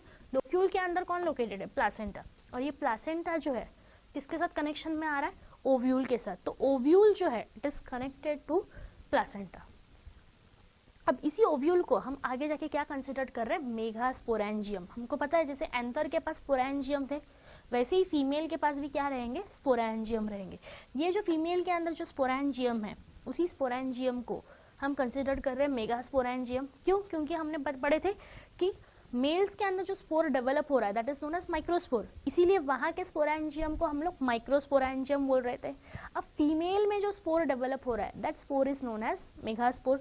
तो यहाँ पे जो भी स्पोरेंजियम रहेगा वो स्पोरेंजियम को हम बोलेंगे मेगास्पोरेंजियम, और मेगास्पोरेंजियम नथिंग बट कौन है तुम्हारा, दैट इज ओव्यूल है। इसी ओव्यूल को जो है क्या कंसिडर किया जाता है, मेगास्पोरेंजियम कंसिडर किया जाता है। अब ये जो ओव्यूल का नंबर है पर्टिकुलर ओवरी के अंदर जो है वैरी कर सकता है। अब होता क्या है, देखो ये जो ओवरी है आफ्टर फर्टिलाइजेशन, ये ओवरी आगे जाके किस में डेवलप होती है, फ्रूट में डेवलप होती है, और जो अंदर में प्रेजेंट है ओव्यूल, ये ओव्यूल जो है आगे जाके डेवलप होता है इनटू सीड। तो उसी के बेसिस पे हम लोग पता लगा सकते हैं कि पर्टिकुलर ओवरी के अंदर कितने ओव्यूल्स हो सकते हैं। तो मैंने जैसे बताई कि ओवरी के अंदर जो ओव्यूल्स का नंबर क्या करेगा, वेरी। जैसे कि अगर हम बात करेंगे मैंगो की, हमको पता है मैंगो के अंदर कितना सीड प्रेजेंट है, एक ही सिंगल सीड प्रेजेंट है, मतलब उसके अंदर जो ओव्यूल रहेगा वो भी कितना रहेगा, सिंगल रहेगा। तो ओव्यूल्स है, एक सिंगल ओव्यूल भी हो सकते हैं या फिर मल्टीपल ओव्यूल्स भी हो सकते हैं। सिंगल ओव्यूल में एग्जांपल आएगा तुम्हारे पास wheat, paddy, mango. Multiple ovules में एग्जांपल आएगा पपाया, वाटरमेलन, ऑर्किड्स। इनमें तुम क्या देख रहे हो, मल्टीपल ओव्यूल्स। तो हेंस इसीलिए बाद में आगे जाके उनमें मल्टीपल सीड भी जो है देखने मिल जाती है। अब अगर हम बात करेंगे ओव्यूल की, स्ट्रक्चर ऑफ ओव्यूल की अगर हम बात कर रहे हैं,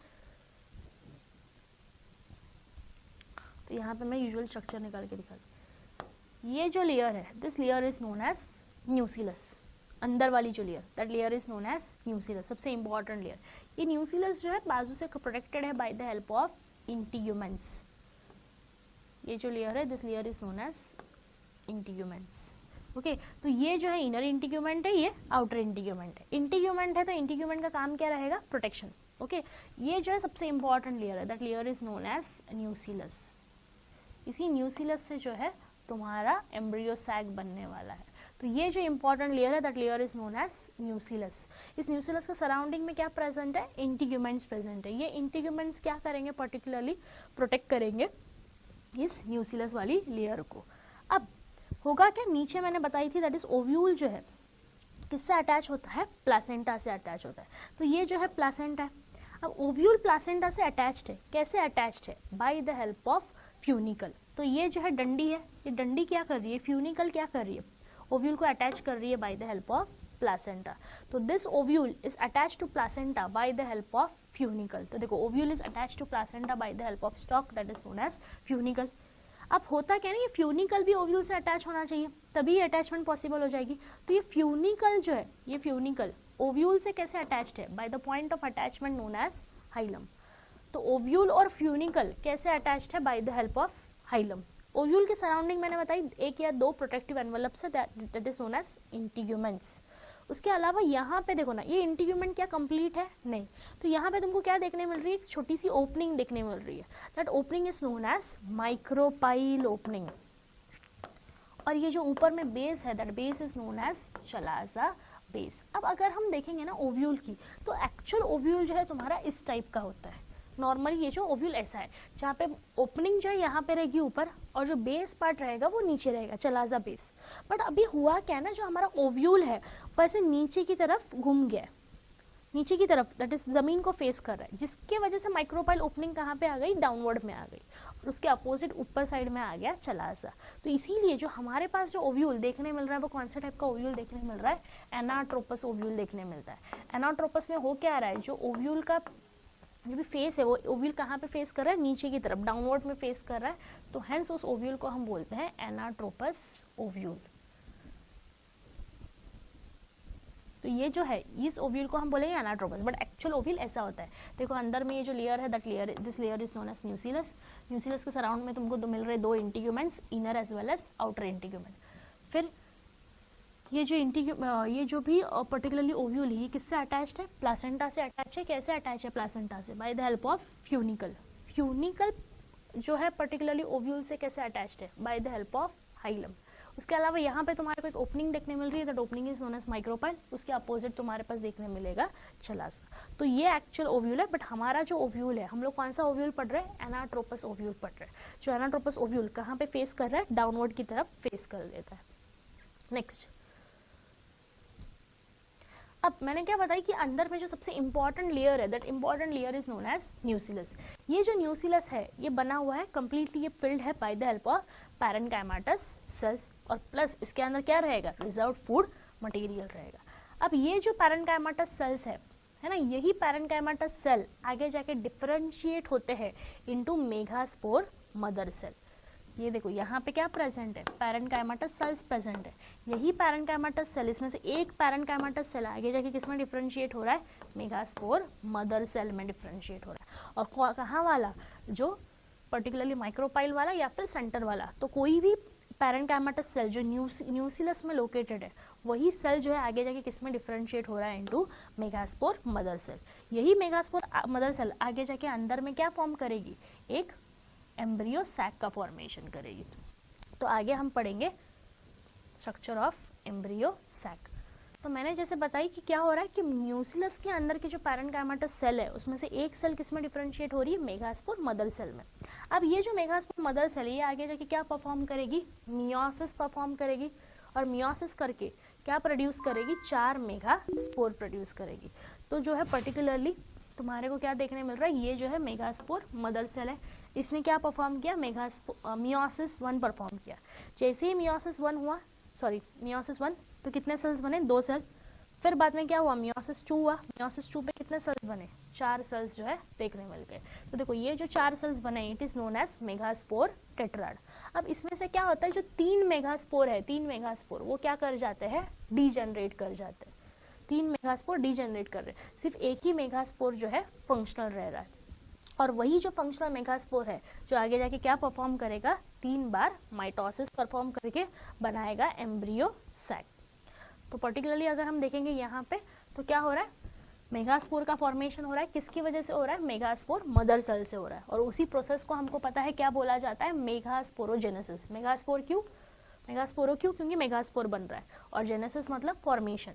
तो हमको पता है, मैंने बताई न्यूक्लियस के जो पैरेन्काइमेटस सेल है उसमें से कोई एक पैरेन्काइमेटस सेल किस में डिफरेंशिएट हो रहा है, इनटू मेगास्पोर मदर सेल में डिफरेंशिएट हो रहा है। जैसे ही वो मेगास्पोर मदर सेल में डिफरेंशिएट हुआ, यही मेगास्पोर मदर सेल उसने आगे जाके परफॉर्म की मियोसिस, और मियोसिस करके उसने कितने मेगास्पोर बनाए, टोटल 4 मेगास्पोर बनाए।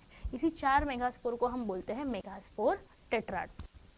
अब इसमें से क्या होगा, 3 मेगास्पोर जो है डीजनरेट हो जाएंगे और एक जो मेगास्पोर है वो फंक्शनल रहेगा। तो देखो यहाँ पे दिया हुआ है उन्होंने, ovules generally differentiate a single MMC in the micropylar reason of nucleus. मैंने बताई थी कि दैट इज कौन सा, कहाँ से जो है डिफरेंशिएशन होगा, या तो माइक्रोपाइल से या तो फिर सेंटर से। मेजरली हो रहा है माइक्रोपाइल से। तो एक न्यूक्लियस में से एक सेल डिफरेंशिएट हुआ इनटू एमएमसी। ये जो एमएमसी इसने परफॉर्म की मियोसिस, और मियोसिस परफॉर्म करके बनाई 4 मेगास्पोर। अब इसमें क्या हो रहा है कि एक ही मेगास्पोर फंक्शनल रह रहा है, बाकी तीनों भी क्या हो जाता है, डीजनरेट हो रहे हैं। अब जो एक मेगास्पोर फंक्शनल रहा वही आगे जाके क्या करेगा, 3 बार माइटोसिस करेगा, और 3 बार माइटोसिस करके वो बनाएगी एम्ब्रियो सैक। तो हेंस वो जो एम्ब्रियो सैक बनता है, उसी एम्ब्रियो सैक को हम बोलते हैं फीमेल गैमेटोफाइट। तो नेक्स्ट पॉइंट है तुम्हारे पास डेवलपमेंट ऑफ फीमेल गैमेटोफाइट, या फिर हम बोलेंगे डेवलपमेंट ऑफ एम्ब्रियो सैक, क्योंकि यहाँ पे हमारी फीमेल गैमेटोफाइट है कौन, एम्ब्रियो सैक ही जो है, जिसको हम कंसिडर कर रहे हैं फीमेल गैमेटोफाइट। अब ये जो एम्ब्रियोस है, ये जो फीमेल गैमेटोफाइट बन रही है, किससे बन रही है, एक ही सिंगल मेगास्पोर से बन रही है। तो इस डेवलपमेंट को हम बोलते हैं मोनोस्पोरिक डेवलपमेंट, बट ये बाइस्पोरिक, ट्राइस्पोरिक या फिर टेट्रास्पोरिक भी हो सकता है। अब यहाँ पे तुम लोग क्या देख रहे हो कि तुम्हारे पास एक ही मेगास्पोर आया है जो क्या कर रहा है, माइटोसिस कर रहा है। अब जो पहला मेगास्पोर है वो क्या करेगा, फर्स्ट माइटोसिस करेगा। फर्स्ट माइटोसिस करके क्या करेगा, आगे जाके 2 सेल्स बनाएगा, है ना। बट यहाँ पे ये क्या कर रहे हैं, सिर्फ और सिर्फ न्यूक्लियर डिवीजन कर रहे हैं। हमको पता है डिवाइडिंग डिवीजन में पहला न्यूक्लियर डिवीजन होता है एंड देन फिर साइटोप्लाज्मिक डिवीजन होता है। बट ये जो मेगास्पोर है ये सिर्फ और सिर्फ क्या कर रही है, free nuclear division carry out करवा रही है, सिर्फ न्यूक्लियस डिवाइड कर रहा है माइटोटिकली। तो क्या हुआ, पर्टिकुलरली एक मेगास्पोर है तुम्हारे पास फंक्शनल, वही फंक्शनल मेगास्पोर फर्स्ट माइटोसिस करेगी, और उसके पास जो एक न्यूक्लियस है उस एक न्यूक्लियस से कितने स्ट्रक्चर बनाएगी, 2 न्यूक्लिएटेड स्ट्रक्चर फॉर्म करेगी। तो ये जो स्ट्रक्चर बना है ये कितने न्यूक्लिएटेड बना है, 2 न्यूक्लिएटेड बना है। अब क्या होगा, सेकेंड माइटोसिस होगा। सेकेंड माइटोसिस में 2 न्यूक्लियस से कितने न्यूक्लियस बनेंगे, 4 न्यूक्लियस बनेंगे, तो 4 न्यूक्लिएटेड स्ट्रक्चर बनेगा। फिर बाद में होगा थर्ड माइटोसिस। थर्ड माइटोसिस में 4 न्यूक्लियस से टोटल कितने न्यूक्लिएटेड स्ट्रक्चर बनेगा, 8 न्यूक्लिएटेड स्ट्रक्चर बनेगा। अब ये जो 8 न्यूक्लियाई बने हैं, ये 8 न्यूक्लियाई आगे जाके क्या होंगे, पर्टिकुलरली रीअरेंज हो जाएंगे। तो पहले क्या हुई, न्यूक्लियर डिवीजन हुई। जैसे ही न्यूक्लियर डिवीजन कंप्लीट हुई, अब आगे जाके इमीडिएटली वहां पे क्या होगा, सेल वॉल फॉर्मेशन होगा। तो देखो यहाँ पे क्या दिया हुआ है, the nucleus of functional megaspore divides mitotically to form 2 nuclei. Okay, जिसके वजह से 2 न्यूक्लिएटेड एम्ब्रियो सैक बन गया। फिर बाद में कितना बन गया, 4 न्यूक्लिएटेड एंड देन 8 न्यूक्लिएटेड। जैसे ही फ्री न्यूक्लियर डिवीजन कंप्लीट हुई तो उसके बाद आगे जाके क्या होगा, सेल वॉल फॉर्मेशन देखने मिलेगा।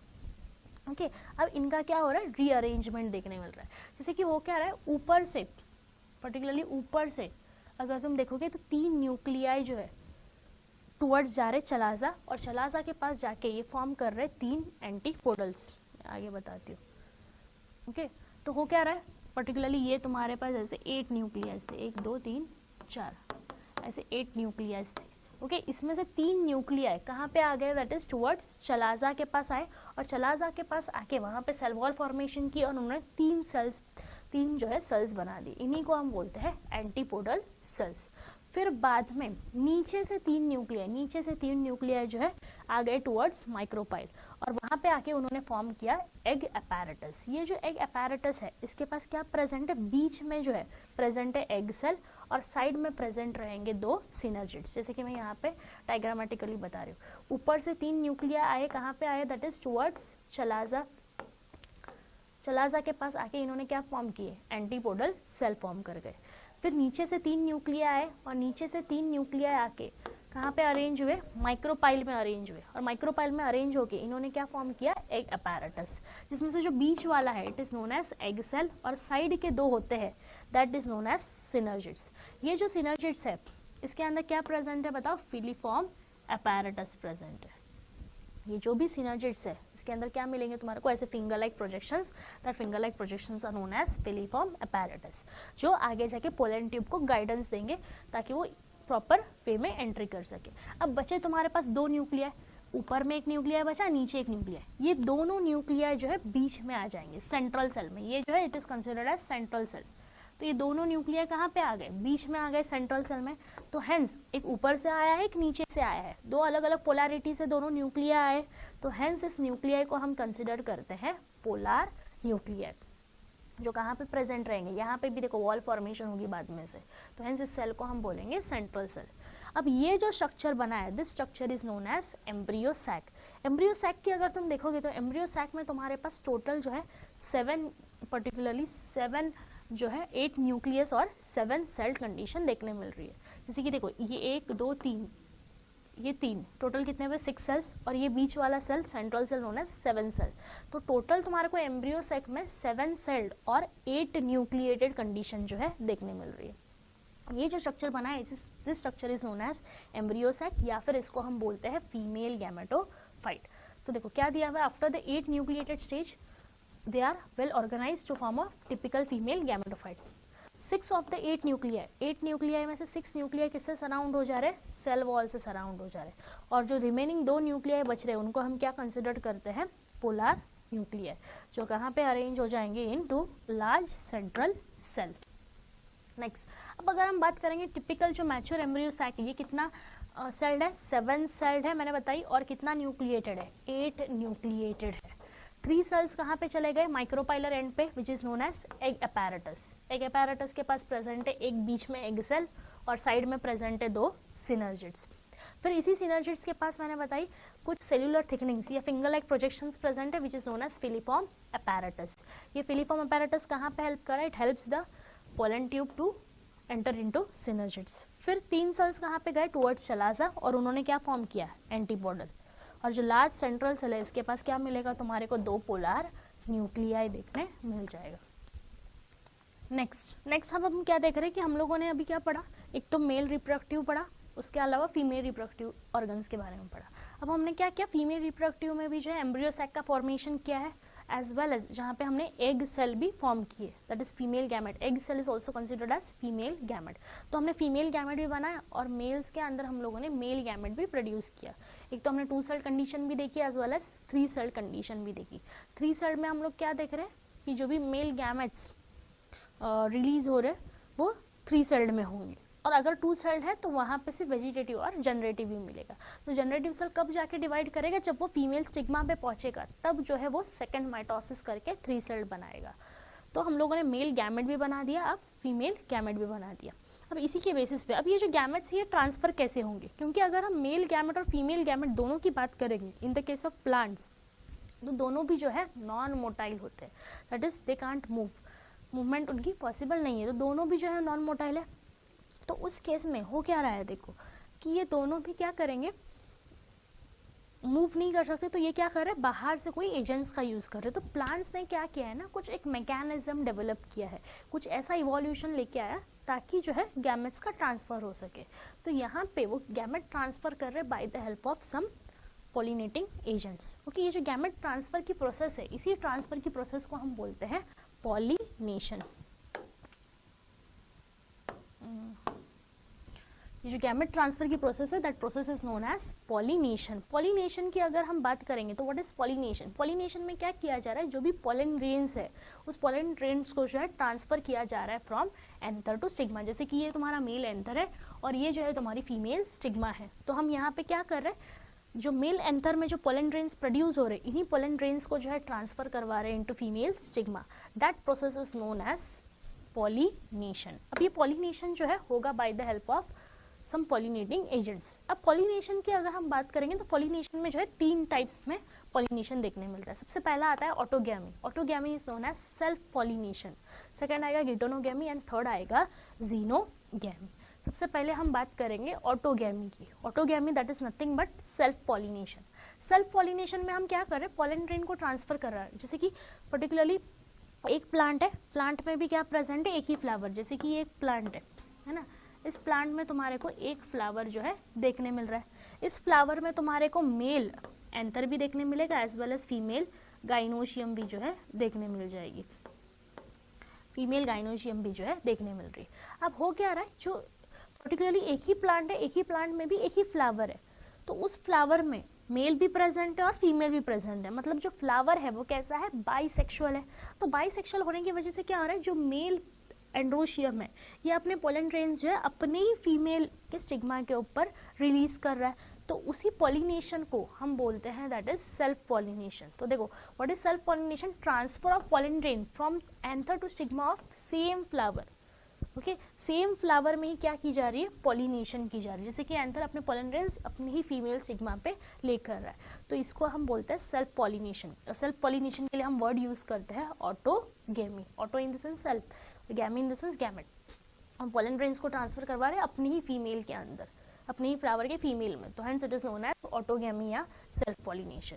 अब अगर हम बात करेंगे ऐसे फ्लावर्स की, जो फ्लावर्स जो हमेशा एक्सपोज होते हैं, उनमें कंप्लीट ऑटोगैमी जो है बहुत कम देखने मिलती है, क्योंकि ऐसे कुछ रीजंस हो जाते हैं जिसके वजह से इनमें क्रॉस पॉलिनेशन ही देखने मिल जाता है। अब अगर हम बात करेंगे ऑटोगैमी में, तो ऑटोगैमी में तुम्हारे को एक एग्जांपल दिया हुआ है that is voila. Voila that is common Pence.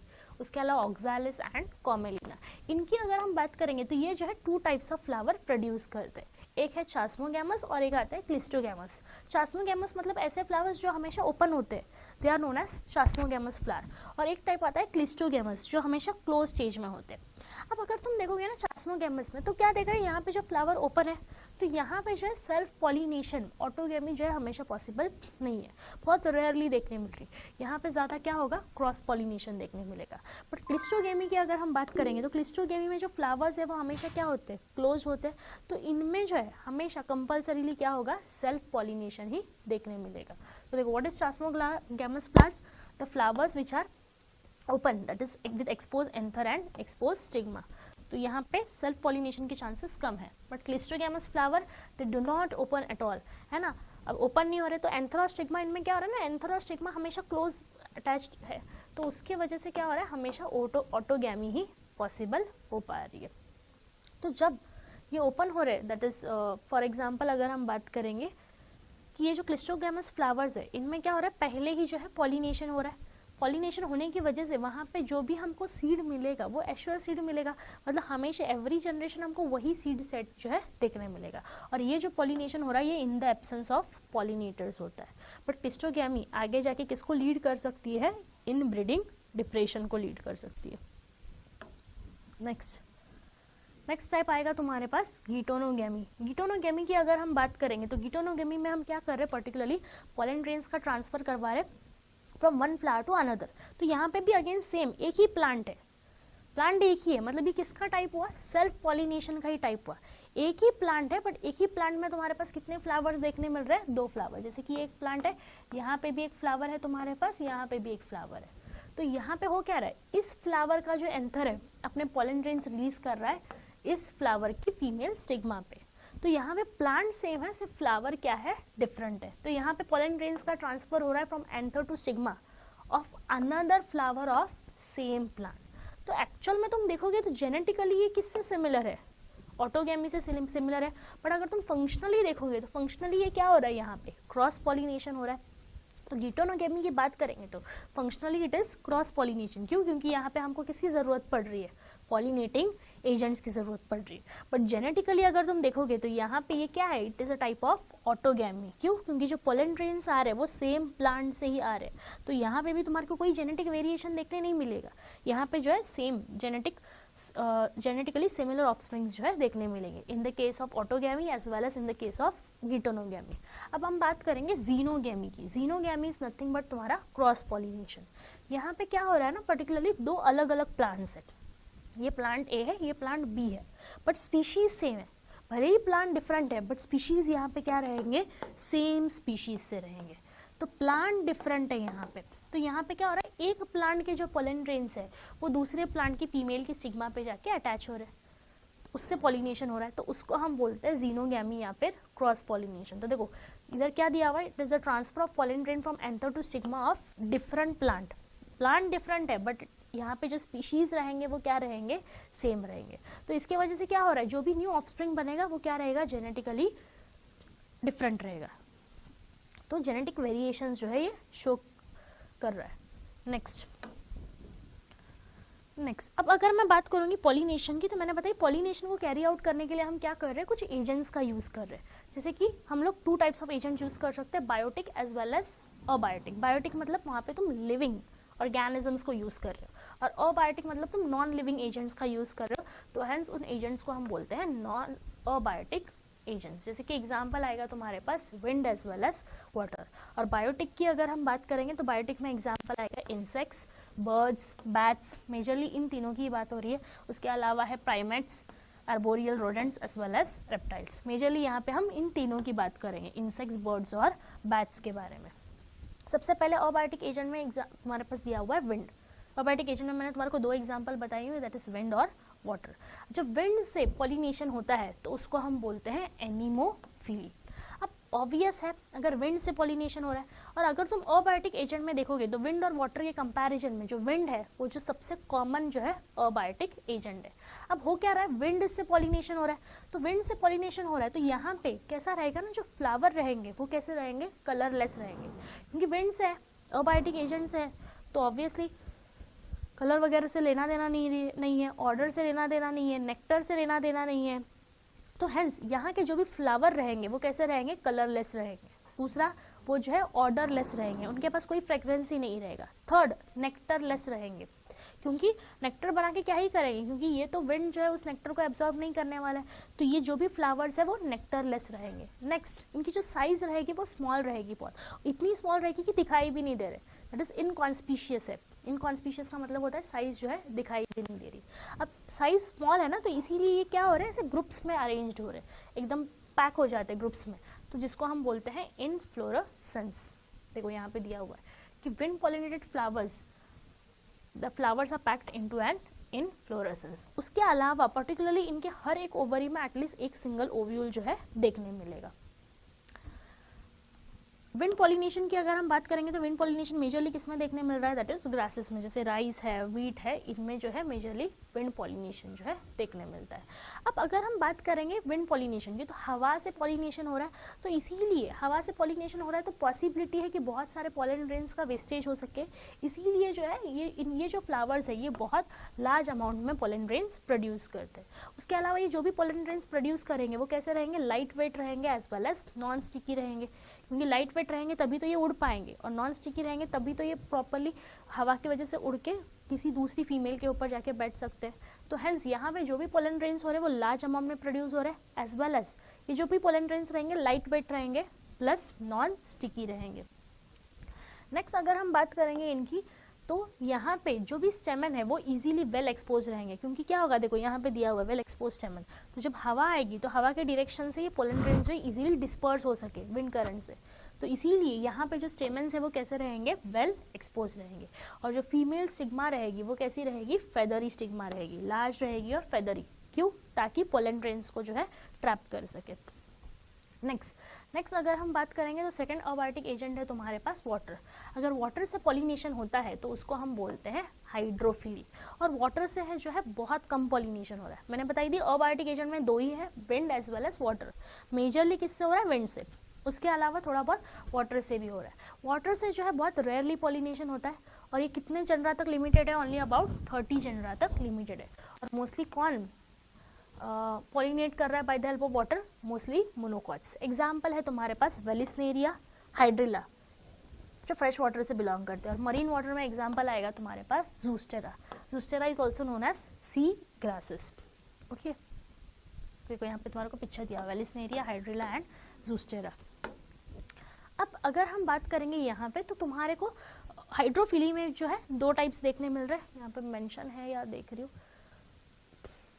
यहाँ पे नहीं बताया हुआ है। ओके, मैं तुम्हारे को डायरेक्टली बता देती हूँ। ओके, अगर हम बात करेंगे वाटर से जब पॉलिनेशन हो रहा है तो it is known as hydrophily. अब हाइड्रोफिली में भी तुम क्या देख रहे हो? दो टाइप्स है हाइड्रोफिली में भी, एक है एपी हाइड्रोफिली और एक आता है hypohydrophily. AP in the sense क्या, कि जब पानी के सरफेस में अगर पॉलिनेशन हो रहा है तो उसको आप बोलेंगे एपी हाइड्रोफिली, और अगर पानी के अंदर पॉलिनेशन हो रहा है तो उसको तुम बोलोगे हाइपोहाइड्रोफिली। तो हाइड्रोफिली में दो टाइप्स आएंगे, एक आएगा एपी हाइड्रोफिली और दूसरा आएगा हाइपोहाइड्रोफिली। एपी हाइड्रोफिली में क्या हो रहा है? पॉलिनेशन कहाँ पे हो रहा है? पानी के सरफेस पे हो रहा है। जैसे कि एग्जांपल देखो तुम्हारे को यहाँ पे दिया हुआ है, दैट इज वेलिस्नेरिया। ये पिक्चर में भी दिया हुआ है वेलिस्नेरिया। अब यहाँ पे क्या कंडीशन है ना, कि पॉलिनेशन कहाँ पे हो रहा है? दैट इज पानी के सरफेस पे हो रहा है। अब पानी से पॉलिनेशन है तो सेम यहाँ पे भी सेम कंडीशन है। जो फ्लावर है वो कैसे रहेंगे? कलरलेस रहेंगे। नेक्स्ट, ऑर्डरलेस रहेंगे। थर्ड, नेक्टरलेस होंगे, क्योंकि कोई नेक्टर की रिक्वायरमेंट नहीं है। और यहाँ पे जो भी फ्लोरल पार्ट्स है वो रहेंगे अनवेटेबल। जैसे कि जो पोलन ग्रेन है, पोलन ग्रेन भी कैसे रहेगी? अनवेटेबल रहेगी। और क्यों अनवेटेबल है? क्योंकि इसके सराउंडिंग में जो, इस पोलन ग्रेन के सराउंडिंग में जो है म्यूसिलीजिनियस शीट देखने मिलेगी। तो हेंस इसीलिए जो पोलन ग्रेन्स है वो कैसे रहेंगे? अनवेटेबल रहेंगे। अब मैं तुम्हारे को क्या बता रही हूँ कि पॉलिनेशन कैसी हो रही है? पानी के सरफेस पे हो रही है, विच इज नोन एज एपीहाइड्रोफिली। तो यहाँ पे जो पोलन ग्रेन्स का जो वेट है वो क्या रहेगा? दैट इज पर्टिकुलरली पानी के सरफेस से, पानी की जो भी ग्रेविटी है उससे जो है इक्वल रहेगा। तो उसी के वजह से जो पोलन ग्रेन्स है वो ऊपर जाके पानी पे फ्लोट कर पाएंगे। तो यहाँ पे जो भी पोलन ग्रेन्स है, इन पोलन ग्रेन्स का जो वेट है वो कैसा रहेगा? दैट इज पानी की ग्रेविटी से जो है इक्वल रहेगा, जिसके वजह से पोलन ग्रेन्स ऊपर जाके इजीली जो है फ्लोट कर पाए। यहाँ पे तुमको एक एग्जांपल दिया हुआ है, दैट इज वेलिस्नेरिया। वेलिस्नेरिया की अगर हम बात करेंगे तो ये सबमर्ज प्लांट है, अंदर रहती है। बट होता क्या है ना, ये जो फीमेल पर्टिकुलरली यहाँ पे होगा क्या, जब मेल फ्लावर मैच्योर होगा, मैच्योर होने के बाद वो क्या करेगा? अपने पोलन ग्रेन्स जो है रिलीज कर देगा। और ये पोलन ग्रेन्स जो रिलीज करने के बाद ये कहाँ पे जाके ऐसे फ्लोट करने लगेंगे? पानी के सरफेस पे जाके फ्लोट करने लगेंगे। अब जैसे ही फीमेल मैच्योर हो गई ना, तो फीमेल मैच्योर होने के बाद क्या करेगी? ये जो फीमेल है वेलिस्नेरिया प्लांट की जो फीमेल है, इसका जो स्टॉक होता है, पता है नीचे हमको पता है ओवरी है, फिर स्टॉक एंड देन स्टिग्मा। तो इसका जो स्टॉक है ना, ये लॉन्ग होता है। इसके पास एबिलिटी है कि स्टॉक को जो है सरफेस तक लेके जा सकती है। तो जब ये फीमेल मैच्योर हो जाएगी तो ये फीमेल फ्लावर क्या करेगी? अपना स्टॉक जो है रिलीज करेगी, और इसकी लॉन्ग स्टॉक कहाँ तक पहुँच रही है? पानी के सरफेस तक पहुँच जा रही है। जिसकी वजह से क्या होगा? जब पानी के सरफेस तक पहुँच जाएगी तो इधर ही क्या प्रेजेंट है? ऊपर में स्टिग्मा प्रेजेंट है। जैसे ही स्टिग्मा आगे जाके कभी भी पोलन ग्रेन के कांटेक्ट में आ जाएगा तो क्या होगा? पॉलिनेशन कैरी आउट हो जाएगा, क्योंकि ऑब्वियस है पानी है तो पानी का करंट मूव हो रहा है। तो करंट्स की वजह से कभी ना कभी ये पोलन ग्रेन जो है किसके कांटेक्ट में आ रहा है? फीमेल स्टिग्मा के कांटेक्ट में आ रहा है, जिसके वजह से पॉलिनेशन जो है पॉसिबल हो पा रही है। तो देखो एग्जाम्पल दिया हुआ है वेलिस्नेरिया की। तो female flower reaches the surface of water by the help of long stalk, and the male flowers that is pollen grains are release on to the surface of water. They are carried by water currents and reach the female flowers. इसी concept को हम बोलते हैं एपीहाइड्रोफिली। उसके अलावा दूसरा है that is hypohydrophily. Hypohydrophily में क्या होगा? जो पोलन ग्रेन्स है उनका वेट जो है ज़्यादा रहेगा, जिसके वजह से वो पानी के अंदर चले जाएंगे। जब भी रिलीज होंगे तो पानी के अंदर चले जाएंगे, तो उनका पोलन ग्रेन जो है, वो जो भी पोलन ग्रेन्स रहेंगे वो हैवी वेट में रहेंगे। उसके अलावा वो पोलन ग्रेन्स लॉन्ग रहेंगे as well as ribbon like रहेंगे। Same flower colourless, nectarless, odourless, वही कंडीशन है यहाँ पे भी हाइपोहाइड्रोफिली में। एक एग्जांपल तुम्हारे को दिया हुआ है दैट इज सी ग्रास। तो यहाँ पे जो मेल फ्लावर रहेगा तो मेल फ्लावर क्या करेगा, अपने पोलन ग्रेन्स पानी के अंदर रिलीज करेगा, तो वेट की वजह से वो नीचे चला जाएगा। सेम जो भी सी ग्रासेस है उसकी जब फीमेल मैच्योर हो जाएगी, जैसे ही मैच्योर हो गई उसी फीमेल के स्टिग्मा पे जाके पोलन ग्रेन बैठ जाएगा bye the help of water current, और उसी के वजह से क्या हो जाएगा, पॉलिनेशन पॉसिबल हो जाएगा। तो ये जो एग्जाम्पल था तुम्हारा हाइपोहाइड्रोफिली का था, और ये एग्जाम्पल तुम्हारे पास एपीहाइड्रोफिली का था। तो देखो यहाँ पे वही चीज़ उन्होंने मेंशन की है फिर से कि that is pollen grains of most the water pollinated species have mucilaginous covering to protect from wetting. अब सबसे इम्पॉर्टेंट चीज़ ये देख लो, अगर हम बात करेंगे यहाँ पे, तो मैंने तुमको पहले ही बताई कि वाटर जो है बहुत rarely as a pollinating agent use हो रहा है, क्योंकि मेजरली वो लोग क्या यूज़ कर रहे हैं, विंड को यूज़ कर रहे हैं। तो यहाँ पे उन्होंने वो लाइन दी है कि that is not all aquatic plants they use hydrophily. जैसे कि मोस्ट एक्वेटिक प्लांट, जैसे कि एग्जाम्पल है तुम्हारे पास वाटर हाइसेंथ, वाटर लिली, है ना, ये जो है क्या प्रिफर कर रहे हैं, एंटोमोफिली या एनिमोफिली। एनिमोफिली मतलब विंड से पॉलिनेशन, और एंटोमोफिली मतलब इंसेक्ट से पॉलिनेशन। तो ये इंसेक्ट्स या विंड पॉलिनेशन जो है प्रिफर करते हैं। उसके अलावा मैंने तुमको बताई जो विंड और वाटर में पॉलिनेशन हो रहा है, तो वो फ्लावर्स जो है ना ही कलरफुल होते हैं, ना ही वो नेक्टर प्रोड्यूस कर रहे हैं। इसके बारे में मैंने तुमको ऑलरेडी बता दिया। अब नेक्स्ट है तुम्हारे पास, नेक्स्ट हम पढ़ेंगे बायोटिक एजेंट्स। बायोटिक एजेंट से जो है कैसे पॉलिनेशन देखने मिल रहा है। अब अगर हम बात करेंगे बायोटिक एजेंट्स की, तो यहाँ पे हम लोग मेजरली 3 बायोटिक एजेंट को यूज़ कर रहे हैं एज अ पॉलिनेशन पर्पस। जैसे कि हम यूज़ कर रहे हैं इंसेक्ट्स को, bats as well as birds को। अगर इंसेक्ट से पॉलिनेशन हो रहा है तो उसको हम बोलते हैं एंटोमोफिली। नेक्स्ट अगर बैट से पॉलिनेशन होता है then it is known as chiropterophily, और अगर बर्ड से पॉलिनेशन होगा तो it is known as ornithophily. इनको छोड़ के उसके अलावा और दूसरे भी ऑर्गेनिजम्स हैं, जैसे कि उनसे भी क्या हो रहा है, पॉलिनेशन जो है देखने मिलता है। जैसे कि अर्बोरियल है, रोडेंट्स है, रेप्टाइल्स है, प्राइमेट्स है, इनसे भी जो है पॉलिनेशन देखने मिलता है। मैंने बताई मेजरली किससे हो रहा है, insects, birds and bats. Insects की अगर हम बात करेंगे तो एग्जाम्पल है तुम्हारे पास bees, butterflies, flies, beetles, wasps and moths. Okay, उसके अलावा अगर बैट से पॉलिनेशन हो रहा है तो दैट इज ऑर्निथोफिली। एग्जाम्पल आएगा सनबर्ड और हमिंग बर्ड। मेजरली सनबर्ड और हमिंग बर्ड ही रिस्पॉन्सिबल है तुम्हारे पास पॉलिनेशन के लिए, या फिर मेजरली होगा बैट से। तो बैट से हो रहा है तो इट इज नोन एज कायरेप्टेरोफिली। अब अगर हम बात करेंगे दैट इज पॉलिनेशन की, तो सबसे पहले हम बात करेंगे पॉलिनेशन बाय इंसेक्ट्स। इंसेक्ट से पॉलिनेशन हो रहा है तो it is known as entomophily. अब कोई बायोटिक एजेंट से पॉलिनेशन हो रहा है, तो बायोटिक एजेंट जो है एक लिविंग ऑर्गेनिज्म एक फ्लावर के पास क्यों आएगा? अगर सबसे पहले तो फ्लावर कैसा रहेगा, लार्ज साइज में रहेगा। दूसरा वो जो फ्लावर है वो कैसा होना चाहिए, कलरफुल होना चाहिए। नेक्स्ट उसको बहुत अच्छी खुशबू होनी चाहिए, दैट इज फ्रेग्रेंस होना चाहिए। उसके अलावा सबसे इम्पॉर्टेंट जो है वो फ्लावर से उसको कुछ तो बेनिफिट मिलना चाहिए, इसीलिए जो है पर्टिकुलर कोई इंसेक्ट या फिर कोई बर्ड जो है उस फ्लावर के पास आएगा। जैसे कि उस फ्लावर, वो जो फ्लावर है वो क्या सिक्रीट करना चाहिए, नेक्टर सिक्रीट करना चाहिए, शुगरी सब्सटेंस, जो पर्टिकुलर वो बर्ड या फिर इंसेक्ट उसको इंटेक कर सके। तो पर्टिकुलरली फ्लावर जो है क्या प्रोवाइड करना चाहिए, एक तो नेक्टर और दूसरा जो है क्या प्रोवाइड करना चाहिए, pollen grains as a floral reward. तो ही कोई भी जो ऑर्गेनिज्म है एक फ्लावर के पास आएगा। उसके अलावा इनमें और क्या कैरेक्टरिस्टिक फीचर्स देखने मिल रहे हैं, क्या अडाप्टेशंस देखने मिल रहे हैं। अगर फॉर एग्जांपल स्मॉल फ्लावर्स रहेंगे तो ये स्मॉल फ्लावर्स क्या करेंगे, ऐसे ग्रुप में अरेंज हो जाएंगे, एक इनफ्लोरेसेंस फॉर्म करेंगे, जिसके वजह से वो फ्लावर्स क्या हो जाएंगे, विजिबल हो जाएंगे। उसके अलावा इनके जो भी पोलन ग्रेन्स रहेंगे, ये पोलन ग्रेन्स कैसे रहेंगे, नेचर में स्टिकी रहेंगे, ताकि जैसे ही इंसेक्ट या बर्ड उसके ऊपर आके बैठ रहा है तो पोलन ग्रेन्स जो है फटाक से क्या हो सके, उससे अटैच हो सके। तो ये सब अडाप्टेशंस जो है एंटोमोफिली में हमको देखने मिलते हैं। उसके अलावा दूसरा अगर हम बात करेंगे तो दूसरा तुमको देखने मिल रहा है that is pollination by birds. Birds से अगर पॉलिनेशन हो रहा है तो it is known as ornithophily. Ornithophily के केस में अगर हम बात करेंगे तो ऑर्निथोफिली में भी सेम चीज़ देखने मिल रही है कि यहाँ पे भी जो फ्लावर रहेगा वो फ्लावर कैसा रहेगा, कलरफुल रहेगा। नेक्स्ट उसके पास नेक्टर रहेगा और नेक्टर जो है डाइल्यूट नेक्टर देखने मिलेगा। नेक्स्ट यहाँ पे क्या होगा ना, जो फ्लावर थोड़ा बहुत चेंज है इसमें कि जो फ्लावर रहेगा उसको उतना अच्छा ऑर्डर नहीं रहेगा, क्योंकि अगर हम बात करेंगे बर्ड्स की तो बर्ड का जो स्मेलिंग सेंसेशन है वो बहुत कम होता है। जैसे कि सन बर्ड और हमिंग बर्ड की अगर हम बात करेंगे तो स्मेलिंग सेंसेशन कम है, तो यहाँ पे जो फ्लावर है सिर्फ कैसे रहेंगे, कलरफुल और रिच इन नेक्टर, उनमें जो ऑर्डर रहेगा वो बहुत कम रहेगा। तो उसी के बेसिस पे वो जो बर्ड्स हैं उन फ्लावर्स के पास जा सकते हैं। एज वेल एज जो पोलन ग्रेन रहेंगे वो कैसे रहेंगे, स्टिकी इन नेचर। तो flowers they are colourful, attractive and showy. उसके अलावा प्रेजेंस ऑफ नेक्टर और ऑर्डरलेस रहेंगे, कोई ऑर्डर नहीं रहेगा क्योंकि poor sense of smell. Birds के पास जो सेंस ऑफ स्मेल है वो कैसा देखने मिल रहा है हमको, पुअर देखने मिलता है, as well as sticky pollen grains. अब जो भी बर्ड्स यहाँ पे पॉलिनेशन करवाएंगे उन बर्ड्स के पास जो बिक रहेंगी वो लॉन्ग रहेगी। जैसे कि हमको पता है सन बर्ड है, हमिंग बर्ड है, उनके बिक्स जो है लॉन्ग होते हैं, तो इजीली वो क्या करेंगे, डाइल्यूट नेक्टर जो है एब्जॉर्ब कर पाएंगे।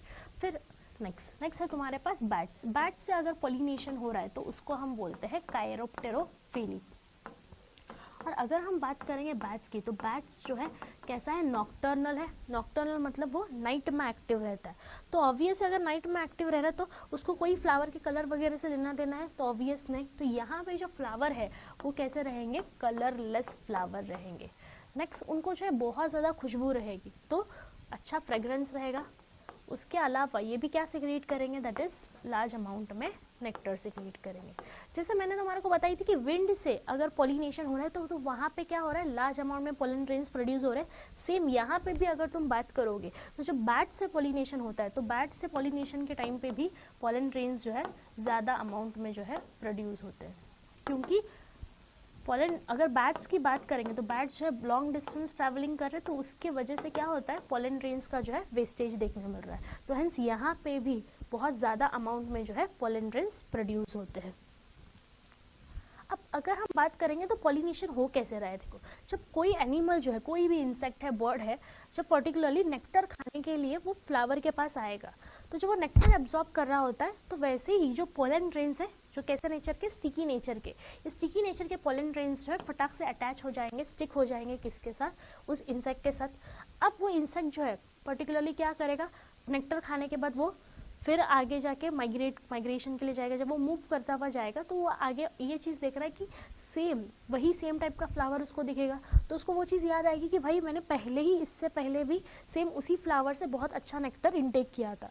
तो फिर वो इंसेक्ट जो है वापस उसी प्लांट पे जाके बैठेगा, और जब जाके बैठेगा तो क्या होगा, कहीं ना कहीं पे एक दो पोलन ग्रेन्स जो है नीचे गिर जाएंगे, तो उसके वजह से क्या होगा, पॉलिनेशन पॉसिबल हो जाएगी।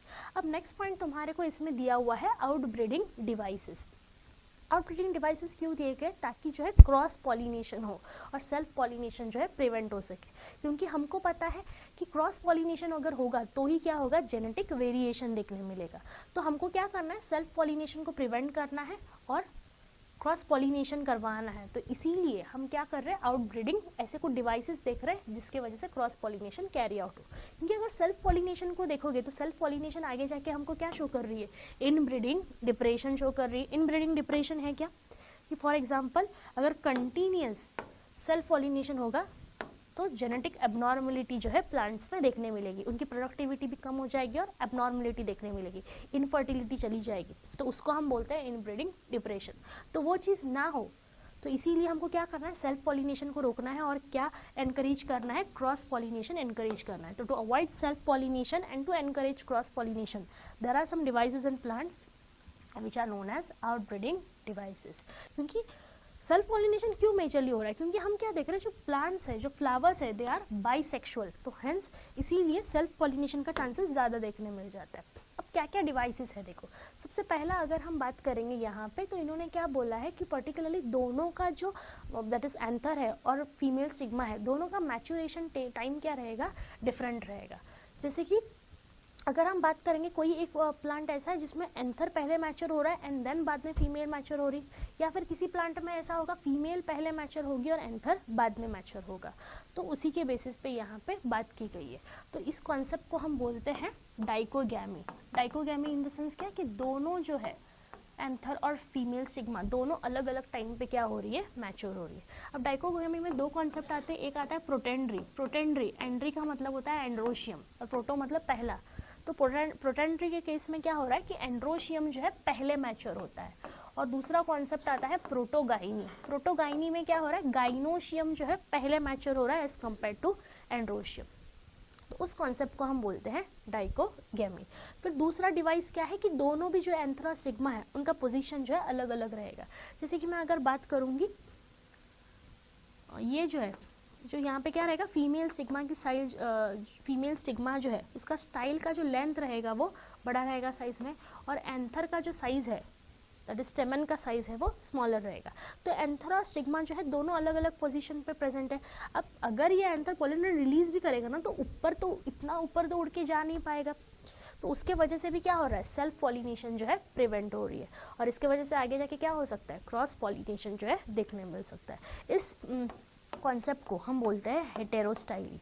हेटेरोस्टाइली क्यों बोला गया, क्योंकि यहाँ पे जो पर्टिकुलरली दोनों का लेंथ है या पोजीशन है वो क्या है, डिफरेंट है, हेंस हेटेरोस्टाइली।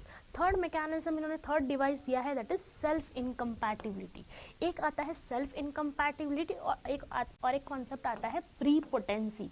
प्रीपोटेंसी का मतलब क्या होता है, देखो कि पर्टिकुलरली जो अपने खुद के एंथर्स है या खुद के पोलन ग्रेन्स है, उन पोलन ग्रेन के पास फास्ट एबिलिटी ही नहीं है कि वो जर्मिनेट, फटाफट आके जर्मिनेट कर सके फीमेल स्टिग्मा के साथ, वो वहाँ पे जर्मिनेट कर रहे बट बहुत स्लोली। यहाँ पे उस कंडीशन में प्री पोटेंसी में क्या हो रहा है कि जो दूसरे प्लांट्स के पोलन ग्रेन है वो फास्टली आके जर्मिनेट कर रहे हैं as compare to same plant. जो सेम प्लांट के पोलन ग्रेन है वो बहुत स्लो जर्मिनेशन शो कर रहे हैं, तो इसी वजह से वो फीमेल उसको एक्सेप्ट ही नहीं कर रही है। तो उस वजह से वो क्या रहा है, दूसरे प्लांट के जो पोलन ग्रेन्स है वो फास्टली आके रैपिडली आके जर्मिनेट कर रहे हैं। इस फिनोमिना को हम बोलेंगे प्रीपोटेंसी। और एक कॉन्सेप्ट तुमको दिया हुआ है self incompatibility. Okay, self incompatibility में क्या बताया गया कि जो खुद के प्लांट के पोलन ग्रेन्स है वो अपनी स्टिग्मा को जर्मिनेट ही नहीं कर रहे। यहाँ पे जर्मिनेशन हो रहा है पॉसिबल, बट बहुत स्लोली होगा, तो उस वजह से उसको एक्सेप्ट ही नहीं कर रही, कोई दूसरे अदर प्लांट के पोलन ग्रेन्स को एक्सेप्ट कर रही है, तो उस फिनोमिना को हम बोलेंगे प्रीपोटेंसी। और एक आता है सेल्फ इनकम्पैटिबिलिटी। सेल्फ इनकम्पैटिबिलिटी में तुम क्या देख रहे हो कि यहाँ पे जो है दूसरे प्लांट का पोलन ग्रेन जो है आके जर्मिनेट कर पाएगा, बट खुद के प्लांट का पोलन ग्रेन जो है जर्मिनेट नहीं कर पाएगा, और ये जेनेटिकली हुआ है। तो इसीलिए हम बोल रहे हैं कि ये जो जेनेटिक मैकेनिज्म है to prevent self pollen from fertilisation, तो खुद का पोलन ग्रेन जो है आके जर्मिनेट कर ही नहीं पाएगा।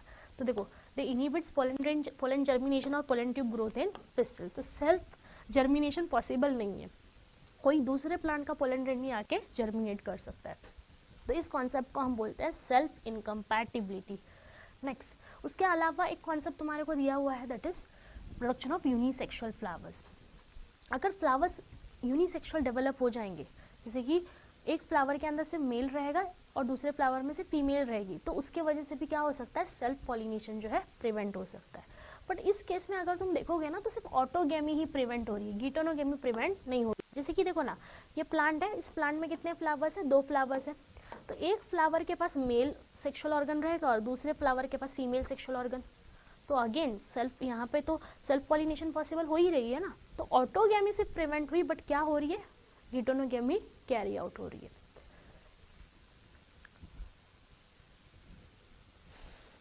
नेक्स्ट है that is dioecious plants. Dioecious plants मतलब यूनिसेक्सुअल प्लांट्स। इसमें क्या हो रहा है कि मेल और फीमेल दोनों अलग अलग, पहले ये कंडीशन थी दैट इज मोनोइशियस प्लांट्स में क्या था, एक ही प्लांट था, एक ही प्लांट में 2 फ्लावर्स थे, दोनों भी सेक्स ऑर्गन अलग अलग फ्लावर पे प्रेजेंट थे, तो इस प्लांट्स को हम लोग मोनोइशियस प्लांट बोल रहे थे।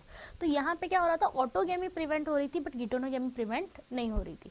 अब प्लांट कैसा है, डायोशियस है। डायोशियस मतलब दोनों प्लांट, दोनों जो भी सेक्स ऑर्गन्स है वो अलग अलग प्लांट पे प्रेजेंट है, तो इसके वजह से क्या होगा, ऑटोगेमी भी प्रिवेंट होगी और गिटोनोगेमी भी प्रिवेंट होगी। यहाँ पे सिर्फ और सिर्फ क्या चलेगा, क्रॉस पॉलिनेशन चलेगा। क्लियर। उसके अलावा तुम्हारे को एक और पॉइंट दिया हुआ है, दैट इज हर्कोगेमी। हर्कोगेमी क्या है बताओ, कि बीच में जो है दोनों ऑर्गन्स के बीच में एक नेचुरल फिजिकल बैरियर आ जाएगा, उसी को ही हम बोलते हैं हर्कोगेमी। तो ये थे हमारे आउटब्रीडिंग डिवाइसेस जो क्या कर रहे हैं, सेल्फ पॉलिनेशन को प्रिवेंट करवा रहे हैं और क्रॉस पॉलिनेशन इंड्यूस करवा रहे हैं। अब नेक्स्ट है that is pollen pistil interaction. अब हो क्या गया है कि that is male pollen grain भी बन गया, फीमेल गैमेट भी बन गई है। अब ये पोलन ग्रेन जो है ट्रांसफर भी हो गए, पहला स्टेप था गैमेटोजेनेसिस, गैमेट्स बन गए। अब सेकंड स्टेप था गैमेट ट्रांसफर, जो गैमेट ट्रांसफर भी हुआ, कैसे हुआ, bye the help of pollination. तो पोलन ग्रेन जो है ट्रांसफर हो गए फीमेल स्टिग्मा के ऊपर। अब उसके आगे की प्रोसेस है, तो नेक्स्ट प्रोसेस है तुम्हारे पास पोलन पिस्टिल इंटरैक्शन। तो पोलन ग्रेन जो है ये कहाँ पे आके लैंड हो गए, फीमेल स्टिग्मा के ऊपर आके लैंड हो गए। जब फीमेल स्टिग्मा के ऊपर आके लैंड हो गए तो क्या पॉसिबिलिटी है कि हमेशा क्या सेम ही स्पीशीज के पोलन ग्रेन्स आए, तो ऑब्वियस नहीं। इसमें पॉसिबिलिटी ये भी है कि कोई दूसरे प्लांट के जो है पोलन ग्रेन्स भी आके लैंड कर सकते हैं। तो यहाँ पे अब ये चीज़ हो रही है ना कि कोई दूसरे प्लांट के पोलन ग्रेन्स आके लैंड कर रहे, तो अब अगर वो दूसरे स्पीशीज़ के अगर पोलन ग्रेन्स आके वहाँ पे लैंड हो गए तो वो तो पॉसिबल नहीं है, वहाँ पे उसका एक्सेप्टेंस होगा ही नहीं। तो जो भी पिस्टिल है, इस पिस्टिल के पास क्या है, एबिलिटी है कि वो रिकॉग्नाइज कर सकती है कि जो भी पोलन ग्रेन आया है वो कंपैटिबल है या इनकम्पैटिबल है। कंपैटिबल मतलब खुद के स्पीशीज़ का है या दूसरे स्पीशीज़ का है। तो जो भी पिस्टिल है, उस पिस्टिल के पास ये एबिलिटी है कि वो पहचान सकती है कि जो भी पोलन ग्रेन आया है वो मेरे खुद के स्पीशीज़ का आया है या कोई दूसरे स्पीशीज़ का आया है। अगर खुद के स्पीशीज़ का आया रहेगा, दैट इज़ अगर वो पोलन कंपैटिबल रहेगा, तो ही पिस्टिल क्या करेगी, उसको एक्सेप्ट करेगी। और अगर कोई दूसरे स्पीशीज़ का अगर वो पोलन ग्रेन आया रहेगा तो पिस्टिल क्या कर देगी, उसको रिजेक्ट कर देगी।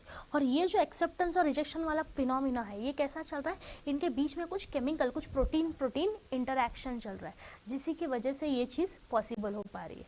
अब हो क्या गया, जो पोलन ग्रेन है, एक्सेप्टेंस के बाद जो पोलन ग्रेन है वो जर्मिनेट कर गया फीमेल स्टिग्मा पे, एंड देन फिर उसके बाद क्या होगा आगे जाके, जो भी पोलन ग्रेन आए हैं, समझो कोई आया है 3 सेल स्टेज में, कोई आया है 2 सेल स्टेज में। जो 3 सेल स्टेज में आया है वो इजीली तो अंदर जर्मिनेट कर देगा, ओके, बट जो 2 सेल स्टेज में आए हैं वो क्या करेंगे, वहाँ पे जो है अपना माइटोसिस 2 करेंगे, और माइटोसिस 2 करके वो क्या करेंगे, वहाँ पे 3 सेल स्टेज जो है फॉर्म करेंगे। अब यहाँ पे ये जो 2 सेल स्टेज दैट इज जो 2 सेल स्टेज बन रही है, ये आगे जाके कन्वर्ट हो रही है इंटू 3 सेल स्टेज, या कुछ ऑलरेडी 3 सेल में ही आए हुए हैं। अब क्या होगा, ये पोलन ग्रेन जो है अंदर जो है फीमेल स्टिग्मा के अंदर एंटर होने के लिए देखेगा। तो होता क्या है, जो फीमेल स्टिग्मा है, उस फीमेल स्टिग्मा के ऊपर प्रेजेंट होता है कुछ न्यूट्रिएंट्स और कुछ वाटर। तो उस न्यूट्रिएंट्स को ये पोलन ग्रेन पहले तो क्या करेंगे, एब्जॉर्ब करेंगे। जैसे ही उस न्यूट्रिएंट्स या जो भी कंटेंट को एब्जॉर्ब करने लग जाएंगे, तो क्या होगा, जो पोलन ग्रेन की इंटाइन वॉल जो है, दैट इज ये देखो, ये जो है पर्टिकुलरली पोलन ग्रेन है, ये पोलन ग्रेन की एक्साइन वॉल है, और इसके अंदर वाली जो है इंटाइन वॉल है। तो क्या हो जाएगा, जैसे ही जो भी पोलन ग्रेन्स है उस कंटेंट को एब्जॉर्ब करने लग जाएंगे, उनकी वॉल पे जो है प्रेशर आने लग जाएगा, जिसकी वजह से उनकी जो इंटाइन वॉल है ना, वो इंटाइन वॉल क्या कर जाएगी, rupture by the help of germ pore. जहाँ पे जर्म पोर है वहाँ से वो इंटाइन वॉल ब्रेक करेगी, जिसकी वजह से एक ट्यूब का फॉर्मेशन होगा, that tube is known as pollen tube.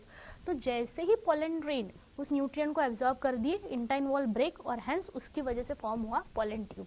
अब ये पोलन ट्यूब जो है कहाँ पे एंटर कर देगा, इनटू फीमेल स्टाइल में एंटर करने के बाद ये आ जाएगा इनटू ओवरी, और ओवरी से फिर बाद में वो एंटर करेगा इनटू ओव्यूल, और ओव्यूल से भी कहाँ से एंट्री लेगा, वो माइक्रोपाइल ओपनिंग से एंट्री लेगा।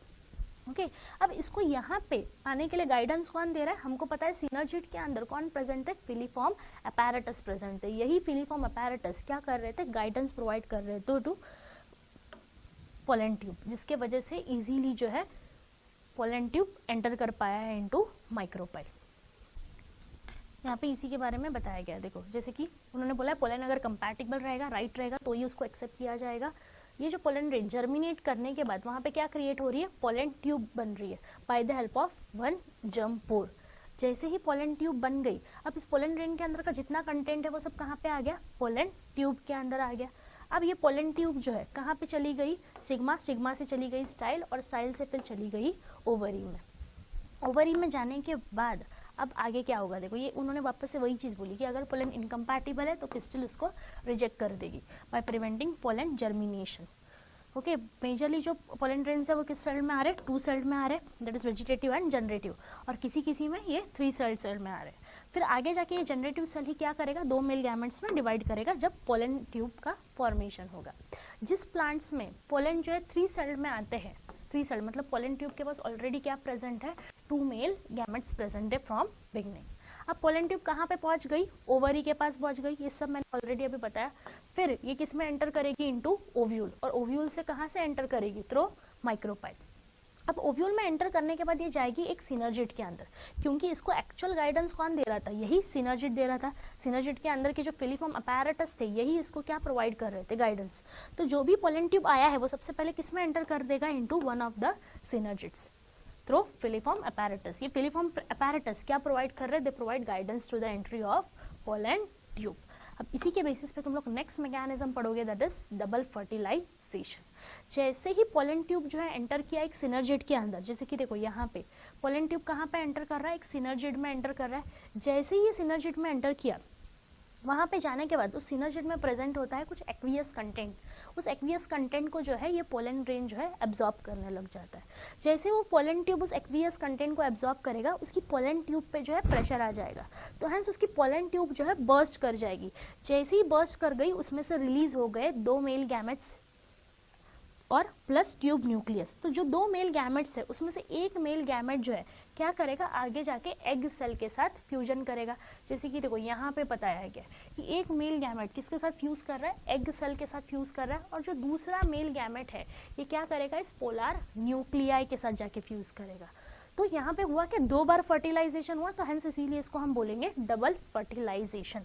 तो जैसे ही पोलन ट्यूब सिनर्जिड के पास पहुंचा, पोलन ट्यूब वहाँ पे उस सिनर्जिड के पास जाके क्या करने लगा, एक्वियस कंटेंट एब्जॉर्ब करने लग गया, जिसके वजह से पोलन ट्यूब पे प्रेशर आ गया और पोलन ट्यूब बर्स्ट हुआ। जैसे ही बर्स्ट हुआ, उसमें से क्या रिलीज हुए, 2 मेल गैमेट्स रिलीज हुए। एक मेल गैमेट किसके पास जाके फ्यूज करेगा, एग सेल के साथ जाके फ्यूज करेगा, जो सेंटर में बैठा हुआ है। उसी प्रोसेस को हम बोलते हैं सिनगैमी। जब मेल गैमेट और एग सेल का फ्यूजन होता है तो उसको ही हम बोलते हैं फर्टिलाइजेशन या फिर syngamy. Syn in the sense fuse, gamy in the sense gamete. तो जब 2 गैमेट्स फ्यूज कर रहे तो उस प्रोसेस को बोलोगे तुम लोग सिनगैमी। तो ये था तुम्हारा पहला फर्टिलाइजेशन। और इस पहले फर्टिलाइजेशन में क्या हुआ, जब एग सेल और मेल गैमेट का फ्यूजन हुआ तो उसकी वजह से बन गया जाइगोट। जो जाइगोट बना वो कैसा बना, डिप्लॉइड बन गया। जो दूसरा मेल गैमेट है वो कहाँ पे जाएगा, 2 पोलर न्यूक्लियाई के पास जाएगा।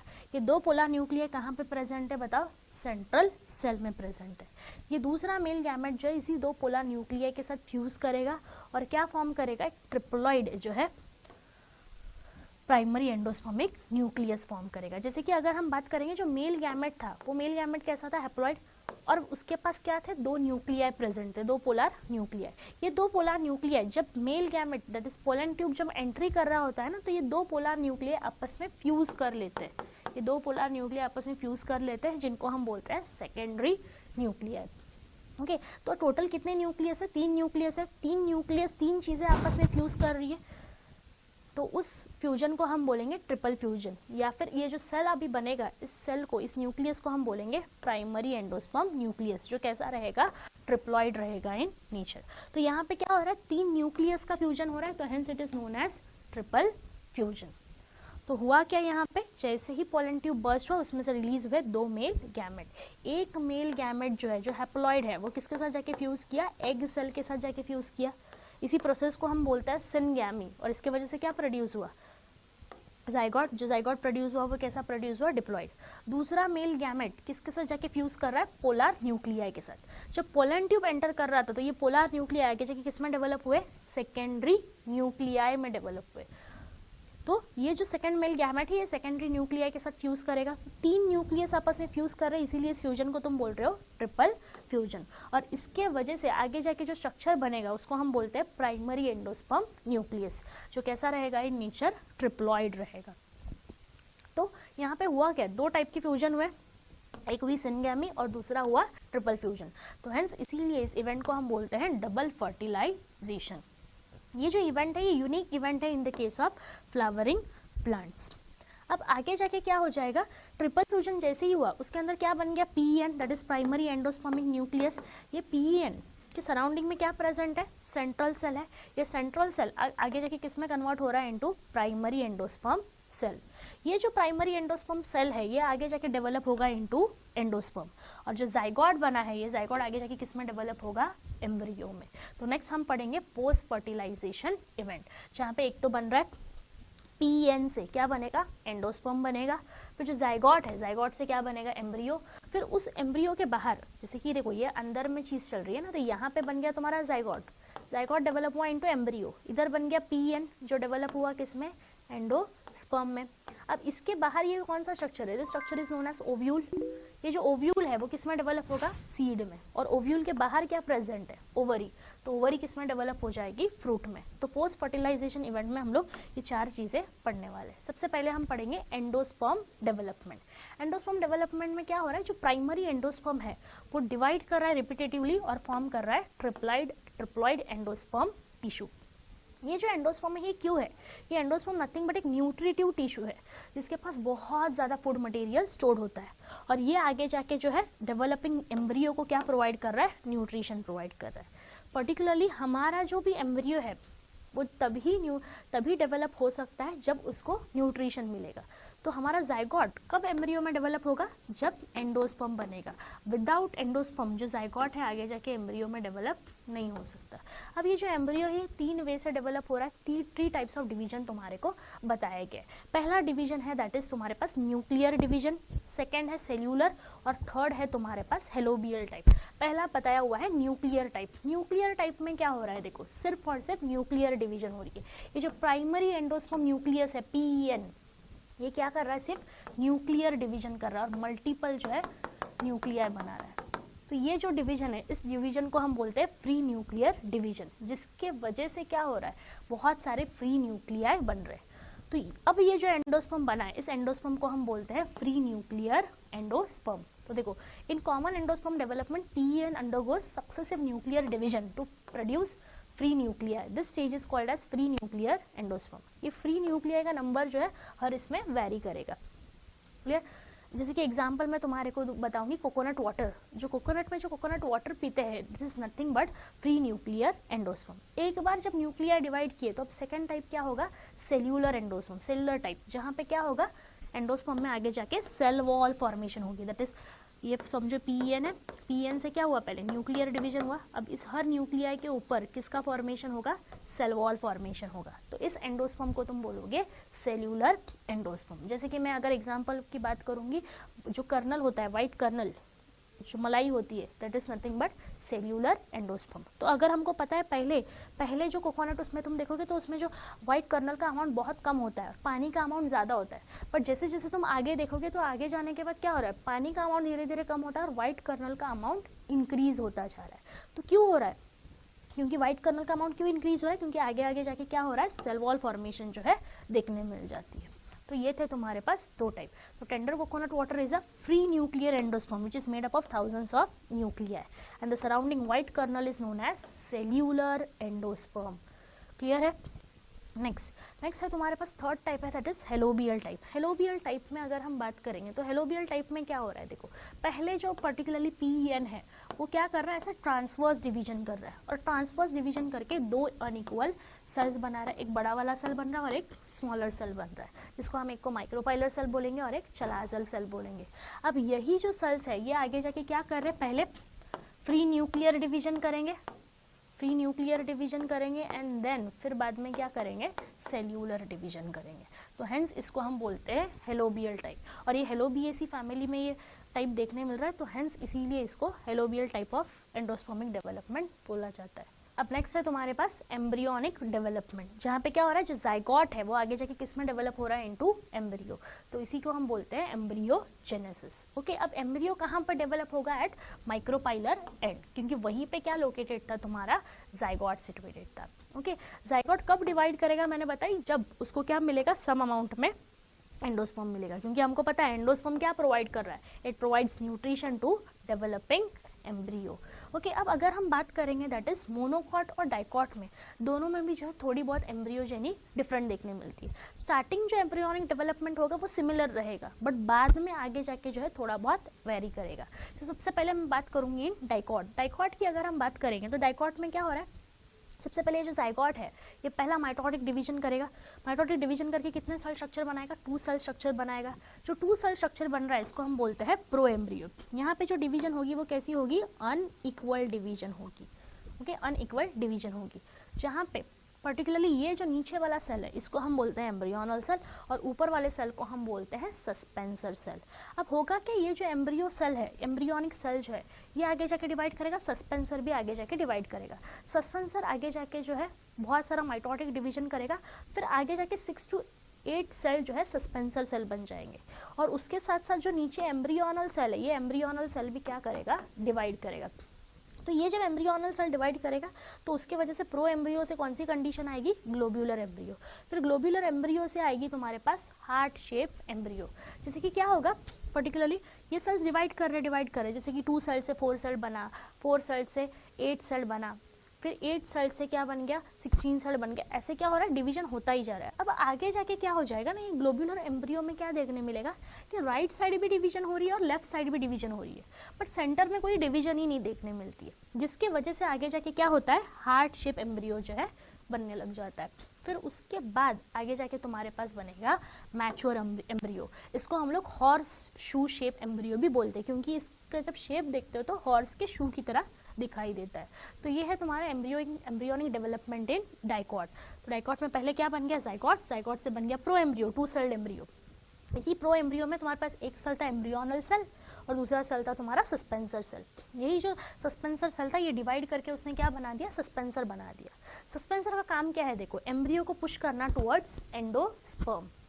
फिर उसके बाद ये जो एम्ब्रियोनल सेल है इसने आगे जाके ग्लोब्यूलर एम्ब्रियो बनाया, ग्लोब्यूलर से बन गया हार्ट शेप और हार्ट शेप से बन गया मैच्योर एम्ब्रियो। तो ये है तुम्हारा development of embryo in dicot. Okay, अब अगर हम बात करेंगे दूसरा, तो तुम्हारे पास एक दिया हुआ है development of embryo in monocot. मैं यहीं पे तुम्हारे को बता देती हूँ। मोनोकॉट में क्या हो रहा है, देखो सेम स्टार्टिंग में डिवीजन सेम है यहाँ तक की, ग्लोब्यूलर तक। पहले आया जाइगोट, जाइगोट ने अनइक्वल डिवीजन किया, 2 सेल स्ट्रक्चर बनाया, that is pro embryo. Pro embryo से बन गया ग्लोब्यूलर, और ग्लोब्यूलर से बाद में जो है नॉर्मली एम्ब्रियो बन रहा है। यहाँ पे कोई हार्ट शेप एम्ब्रियो नहीं बन रहा है इन द केस ऑफ मोनोकॉट, क्योंकि यहाँ पे डिवीजन जो इक्वली चल रही है। ऐसा नहीं हो रहा है कि सेंटर में देयर इज नो डिवीजन। तो मोनोकॉट में कोई भी हार्ट शेप एम्ब्रियो नहीं बनेगा। ग्लोब्यूलर से डायरेक्ट क्या बनेगा, मैच्योर एम्ब्रियो जो है देखने मिलेगा, जहाँ पे ना ही हार्ट शेप एम्ब्रियो रहेगा ना ही हॉर्सशू शेप एम्ब्रियो रहेगा। अब अगर हम डाइकॉट के एम्ब्रियो की बात करेंगे तो ये डाइकॉट के एम्ब्रियो का स्ट्रक्चर दिया हुआ है। जैसे कि देखो ये पर्टिकुलरली यहाँ पे देख रहे हो तो तुम्हारे को क्या देखने मिलते हैं, 2 कोटिलिडॉन्स देखने मिलते हैं। ये जो साइड में है ये 2 क्या है, कोटिलिडॉन्स है। जैसे कि मैं यहाँ पे दिखा रही हूँ, तो अभी तुम सीड का स्ट्रक्चर देखोगे तो ये 2 क्या है, कोटिलिडॉन्स है। बीच में तुम्हारे को क्या देखने मिलेगी, एम्ब्रियोनल एक्सिस। अब ये जो है 2 कोटिलिडॉन्स है, बीच में तुमको देखने मिल रही है एम्ब्रियोनल एक्सिस। एम्ब्रियोनल एक्सिस ये तुम्हारी एम्ब्रियोनल एक्सिस और साइड में क्या प्रेजेंट है, तुम्हारे पास 2 कोटिलिडॉन्स प्रेजेंट है। ओके, अब यहाँ वाला ये जो स्ट्रक्चर है इस स्ट्रक्चर को तुम बोलोगे एपिकोटाइल, क्योंकि ऊपर वाला स्ट्रक्चर है। नीचे वाले स्ट्रक्चर को तुम बोलोगे हाइपोकोटाइल। तो कोटिलिडॉन के नीचे वाले स्ट्रक्चर को हम बोलेंगे हाइपोकोटाइल, कोटिलिडॉन के ऊपर वाले स्ट्रक्चर को बोला जाएगा एपिकोटाइल। ये जो एपिकोटाइल है ये आगे जाके किस में टर्मिनेट होगा, इनटू प्लीम्यूल, और हमको पता है प्लीम्यूल से क्या बनेगा, शूट बनेगा। सेम वैसे ही ये जो पर्टिकुलरली कोटिलिडॉन के नीचे वाला पार्ट है that is known as hypocotyl, और यही हाइपोकोटाइल आगे जाके क्या फॉर्म करेगी, रेडिकल, और रेडिकल से ही क्या बनेगा, हमको पता है रूट बनेगा, दैट इज रूट की टिप बनेगी। और जो रूट की टिप है वो किससे कवर्ड होती है, रूट कैप से कवर्ड होती है। तो ये है तुम्हारे पास स्ट्रक्चर ऑफ डाइकॉट एम्ब्रियो। 2 कोटिलिडॉन्स, ये जो है प्लीम्यूल है, बीच में एम्ब्रियोनल एक्सिस आएगा। फिर कोटिलिडॉन के नीचे वाला part which is known as hypocotyl, और ऊपर वाला part known as epicotyl. Epicotyl किस में कन्वर्ट हो रहा है, प्लीम्यूल में, और प्लीम्यूल आगे जाके क्या फॉर्म करेगा, शूट का फॉर्मेशन करेगा। कोटिलिडॉन के नीचे वाला part hypocotyl which will form radicle, और रेडिकल आगे जाके क्या बनाएगा, it will form root, that is root tip, और रूट टिप किससे कवर्ड है, रूट कैप से कवर्ड है। Clear, dicot embryo. नेक्स्ट हम बात करेंगे मोनोकॉट एम्ब्रियो की। तो मोनोकॉट एम्ब्रियो में कोई हार्ट शेप एम्ब्रियो बना ही नहीं, तो हेंस इसी वजह से यहाँ पे कोई 2 कोटिलिडॉन्स नहीं बने। यहाँ पे क्या कंडीशन आ रही थी, 2 हार्ट शेप एम्ब्रियो बन रहा था डाइकॉट में, तो इसलिए 2 कोटिलिडॉन्स बन रहे थे। बट मोनोकॉट में कोई हार्ट शेप एम्ब्रियो ही नहीं बन रहा है, तो इसीलिए इनके पास एक ही सिंगल कोटिलिडॉन जो है देखने मिलेगा। इनका जो कोटिलिडॉन होता है, इन कोटिलिडॉन को हम बोलते हैं स्क्यूटेलम। हमको पता है मोनोकॉट में मेजर एग्जाम्पल तुमको देखने मिलता है ग्रासेस फैमिली। ओके, ये जो कोटिलिडॉन है ये कहाँ पे सिचुएटेड है, that is it is situated lateral to the embryonal axis. Embryonal axis के लेटरल साइड पे जो है प्रेजेंट है। उसके अलावा अगर हम बात करेंगे यहाँ पे, तो पर्टिकुलरली इनके पास क्या देखने मिलता है, इधर जो है इस पार्ट में यहाँ पे देखने मिलेगा प्लीम्यूल, और यहाँ पे देखने मिलेगा रेडिकल। जो प्लीम्यूल है, ये प्लीम्यूल के सराउंडिंग में एक शीथ प्रेजेंट होगी, that sheath is known as coleoptile. जैसे कि ये प्लीम्यूल है, प्लीम्यूल के सराउंडिंग में क्या प्रेजेंट, एक शीथ है, that sheath is known as coleoptile. वैसे ही ये रेडिकल है, रेडिकल के सराउंडिंग में भी ये जो है रेडिकल है, इस रेडिकल के सराउंडिंग में भी क्या देखने मिल रही है, तुम्हारे को शीथ देखने मिल रही है, that sheath is known as coleorhiza, जो रेडिकल और प्लीम्यूल को क्या करके रख रही है, प्रोटेक्ट करके रखती है। नेक्स्ट अब है डेवलपमेंट ऑफ सीड। जो बाहर का ओव्यूल था वो ओव्यूल ही किस में डेवलप हो गया, दैट इज सीड में डेवलप हो गया। और जो बाहर की ओवरी थी वो किस में डेवलप हो गई, फ्रूट में। तो फ्रूट है, फ्रूट के अंदर तुमको क्या देखने मिल रहा है, दैट इज सीड देखने मिल रहा है। तो seed is nothing but what, a fertilise ovule, क्योंकि ओव्यूल ही किस में डेवलप हो रहा है, सीड में। तो hence ovule is known, sorry the seed is known as fertilise ovule. और ये सीड कहाँ पे प्रेजेंट रहेगा, it is formed inside the fruit. ये जो सीड है ये क्या है, फाइनल प्रोडक्ट है किसका, सेक्सुअल रिप्रोडक्शन का। अब सीड की अगर हम बात करेंगे तो सीड के पास तुम्हारे को क्या मिलेगा, seed coats, cotyledon and embryonal axis. Okay, जैसे कि अगर हम बात करेंगे सीड, ये जो सीड है, जैसे मैं तुम्हारे को एक एग्जांपल दूँ, कोई भी पल्सेस देख लो, पल्सेस है, पल्सेस जो है सीड है नथिंग बट, उस पल्सेस के अराउंड में कवरिंग होती है, that covering is known as seed coat. तो सीड कोट है, फिर जो एक्चुअल बल्जी पार्ट अपन खा रहे हैं that part is known as cotyledon, और बीच में तुम्हारे को क्या देखने मिलेगा, एम्ब्रियोनल एक्सिस देखने मिलेगा। जैसे कि देखो फॉर एग्जांपल ये मैंगो का सीड है ना, तो देखो ये मैंगो का सीड पता है ना, जो उसको जब कैरी कच्ची होती है तो उसको कट करोगे तो ये डिवाइड होता है इनटू 2 पार्ट्स। तो ये जो है ऐसे 2 पार्ट्स है, ये कॉटिलिडॉन है, ये दूसरा कॉटिलिडॉन है। ओके, इस कॉटिलिडॉन के अराउंड में क्या रहेगी, covering, that covering is known as seed coat, और बीच में जो आएगा this axis is known as embryonal axis. Okay, ये जो कॉटिलिडॉन्स है, ये कॉटिलिडॉन्स नथिंग बट क्या है, नथिंग बट ये सिंपल स्ट्रक्चर है, जनरली थिक होते हैं और स्वॉलन होते हैं, और इसके अंदर क्या है, फूड स्टोर्ड है। जैसे कि एग्जांपल लेग्यूम्स, मैंने बताया अभी पल्सेस के बारे में, ये जो पार्ट अपन पल्सेस में खा रहे, चने वगैरह में जो पार्ट खा रहे वो क्या खा रहे, कॉटिलिडॉन ही जो है इनटेक करते हैं। अब अगर मैं बात करूंगी सीड, सीड जो किससे बना हुआ है, it is made up of ovule. तो ओव्यूल ही किस में डेवलप हुआ है, सीड में डेवलप हुआ है ना। अब ओव्यूल के पास हमको पता है क्या प्रेजेंट है, 2 इंटीग्यूमेंट्स प्रेजेंट है। तो ये जो 2 इंटीग्यूमेंट्स है ये किस में कन्वर्ट हुए, सीड कोट में कन्वर्ट हुए, पता नहीं आगे दिया हुआ है, आई डोंट नो। जो इंटीग्यूमेंट्स है वो इंटीग्यूमेंट्स किस में कन्वर्ट हो गए, दैट इज सीड कोट में कन्वर्ट हुए। That is outer seed coat को हम बोलेंगे टेस्टा और इनर सीड कोट को हम बोलेंगे टेगमेंट, क्योंकि हमारे पास इंटीग्यूमेंट्स कितने थे, 2, एक आउटर इंटीग्यूमेंट, एक inner integument. Outer integument develop हुआ into seed coat that is testa, और इनर इंटीग्यूमेंट डेवलप हुआ इनटू टेगमेंट। ये जो सीड कोट है इनका काम क्या है, दैट इज प्रोटेक्शन। ओके, फिर उसके अलावा उसके अंदर में क्या प्रेजेंट था, न्यूसिलस प्रेजेंट था। ओव्यूल की अगर हम बात करेंगे तो ओव्यूल के अंदर में क्या प्रेजेंट था, दैट इज न्यूसिलस प्रेजेंट था। यही जो न्यूसिलस है, ये न्यूसिलस आगे जाके मेजरली खत्म हो जाता है या कहीं कहीं जगह पे बच रहा है। अगर बच रहा है तो उस न्यूसिलस को हम बोलेंगे पेरिस्पर्म। जैसे कि एग्जांपल अगर हम बात करेंगे, कुछ सीड्स जैसे कि ब्लैक पेपर है, बीट है, इनमें जो है न्यूसिलस बच जाता है, which is known as perisperm. उसके अलावा अगर हम बात करेंगे तो और हमने क्या देखे थे कि उसके पास एक ओपनिंग प्रेजेंट थी, that opening is known as micropyle. यही माइक्रोपाइल ओपनिंग जो है किस में कन्वर्ट हो जाती है, दैट इज सीड पोर में कन्वर्ट हो रही है। तो माइक्रोपाइल ओपनिंग किस में कन्वर्ट हुई, सीड पोर। जैसे कि तुम लोगों ने चना है, चवली है, उसमें तुम लोगों ने एक छोटा सा पोर देखा रहेगा छिलके के सराउंडिंग में, that pore is known as seed pore, और वो किसके वजह से बना है, दैट इज माइक्रोपाइल की वजह से बना है, माइक्रोपाइल की वजह से बना है। ये जो सीड पोर है, यहाँ से क्या होगा, ऑक्सीजन और वाटर की एंट्री होगी। तो यूजुअली हम क्या करते हैं, पल्सेस को सोक करने के लिए रखते हैं रात में, तो पानी जो है कहाँ से एब्जॉर्ब हो रहा है अंदर की तरफ, by the help of seed pore. तो ओव्यूल ही आगे जाके किस में डेवलप हुआ है, बताओ, सीड में डेवलप हुआ है ना। तो ओव्यूल के पास एक तो इंटीग्यूमेंट्स थे, इंटीग्यूमेंट्स किस में कन्वर्ट हुए, सीड कोट में कन्वर्ट हुए। दूसरा उसके पास क्या प्रेजेंट था, न्यूसिलस। जो न्यूसिलस है ऑलमोस्ट कंप्लीटली खत्म हुआ रहेगा, अगर बच गया है तो उसको अपन बोलते हैं पेरिस्पर्म, और किसमें बच जाता है, ब्लैक पेपर और बीट में। उसके अलावा उनके पास और क्या प्रेजेंट है, एक ओपनिंग प्रेजेंट थी, that opening is known as micropyle. ये जो माइक्रोपाइल ओपनिंग है ये किसमें कन्वर्ट हुई, सीड पोर में कन्वर्ट हुई, जिसकी वजह से ऑक्सीजन और वाटर की एंट्री होगी जब तुम सीड को जर्मिनेट करने के लिए रखोगे। उसके अलावा अगर हम बात करेंगे तो दूसरी चीज, उस सीड के अंदर और क्या मिलेगा तुम्हारे को, एक तो क्या था जाइगोट, जो जाइगोट किस में डेवलप हुआ, एम्ब्रियो में, है ना। तो उसी सीड के अंदर और क्या प्रेजेंट है, एम्ब्रियो प्रेजेंट है। तो जब तुम सीड को लगाते हो सॉइल के अंदर, तो सीड से क्या हो रहा है, एक न्यू प्लांट डेवलप हो रहा है। क्यों डेवलप हो रहा है, क्योंकि उसके अंदर क्या प्रेजेंट है, एम्ब्रियो प्रेजेंट है। तो जाइगोट तो डेवलप हुआ एम्ब्रियो में, उसके अलावा और क्या देख रहे थे हम लोग, अंदर क्या डेवलप प्रेजेंट था, एंडोस्पर्म प्रेजेंट था। अब एंडोस्पर्म किसी किसी प्ले में क्या हो जा रहा है, बच रहा है, या किसी किसी में जो जाइगोट है कंप्लीटली एंडोस्पर्म को कंप्लीट कर रहा है। अगर वो जाइगोट कंप्लीटली एंडोस्पर्म को कंप्लीट यूज कर लिया तो कोई एंडोस्पर्म नहीं बचेगा। तो हेंस उस सीड को हम बोलते हैं नॉन एंडोस्पर्मिक सीड या फिर नॉन एल्ब्यूमिनस सीड, क्योंकि यहाँ पे हुआ क्या है, जो जाइगोट है उसने कंप्लीटली जो है एंडोस्पर्म को कंज्यूम किया है ड्यूरिंग एम्ब्रियोनिक डेवलपमेंट। जैसे कि एग्जांपल आएगा तुम्हारे पास पी, ग्राउंडनट्स एंड बीन्स। फिर उसके अलावा दूसरा अगर तुम देखोगे तो दूसरा तुम्हारे पास सीड देखने मिल रहा है, that is albuminous seed. Albuminous seed में क्या हो रहा है कि एंडोस्पर्म जो है बच रहा है, क्योंकि वो जो जाइगोट है कंप्लीटली उस एंडोस्पर्म को यूज नहीं कर रहा है, तो उन सीड को हम लोग एल्ब्यूमिनस सीड या फिर एंडोस्पर्मिक सीड बोलते हैं। जैसे कि एग्जांपल वीट है, मेज है, बार्ले है, कैस्टर है, कोकोनट है, सनफ्लावर। जैसे कोकोनट वाटर जो पी रहे हैं वो क्या है, नथिंग बट बचा हुआ एंडोस्पर्म है। फिर व्हाइट कर्नल जो है वो क्या है, नथिंग बट सेल्यूलर एंडोस्पर्म है।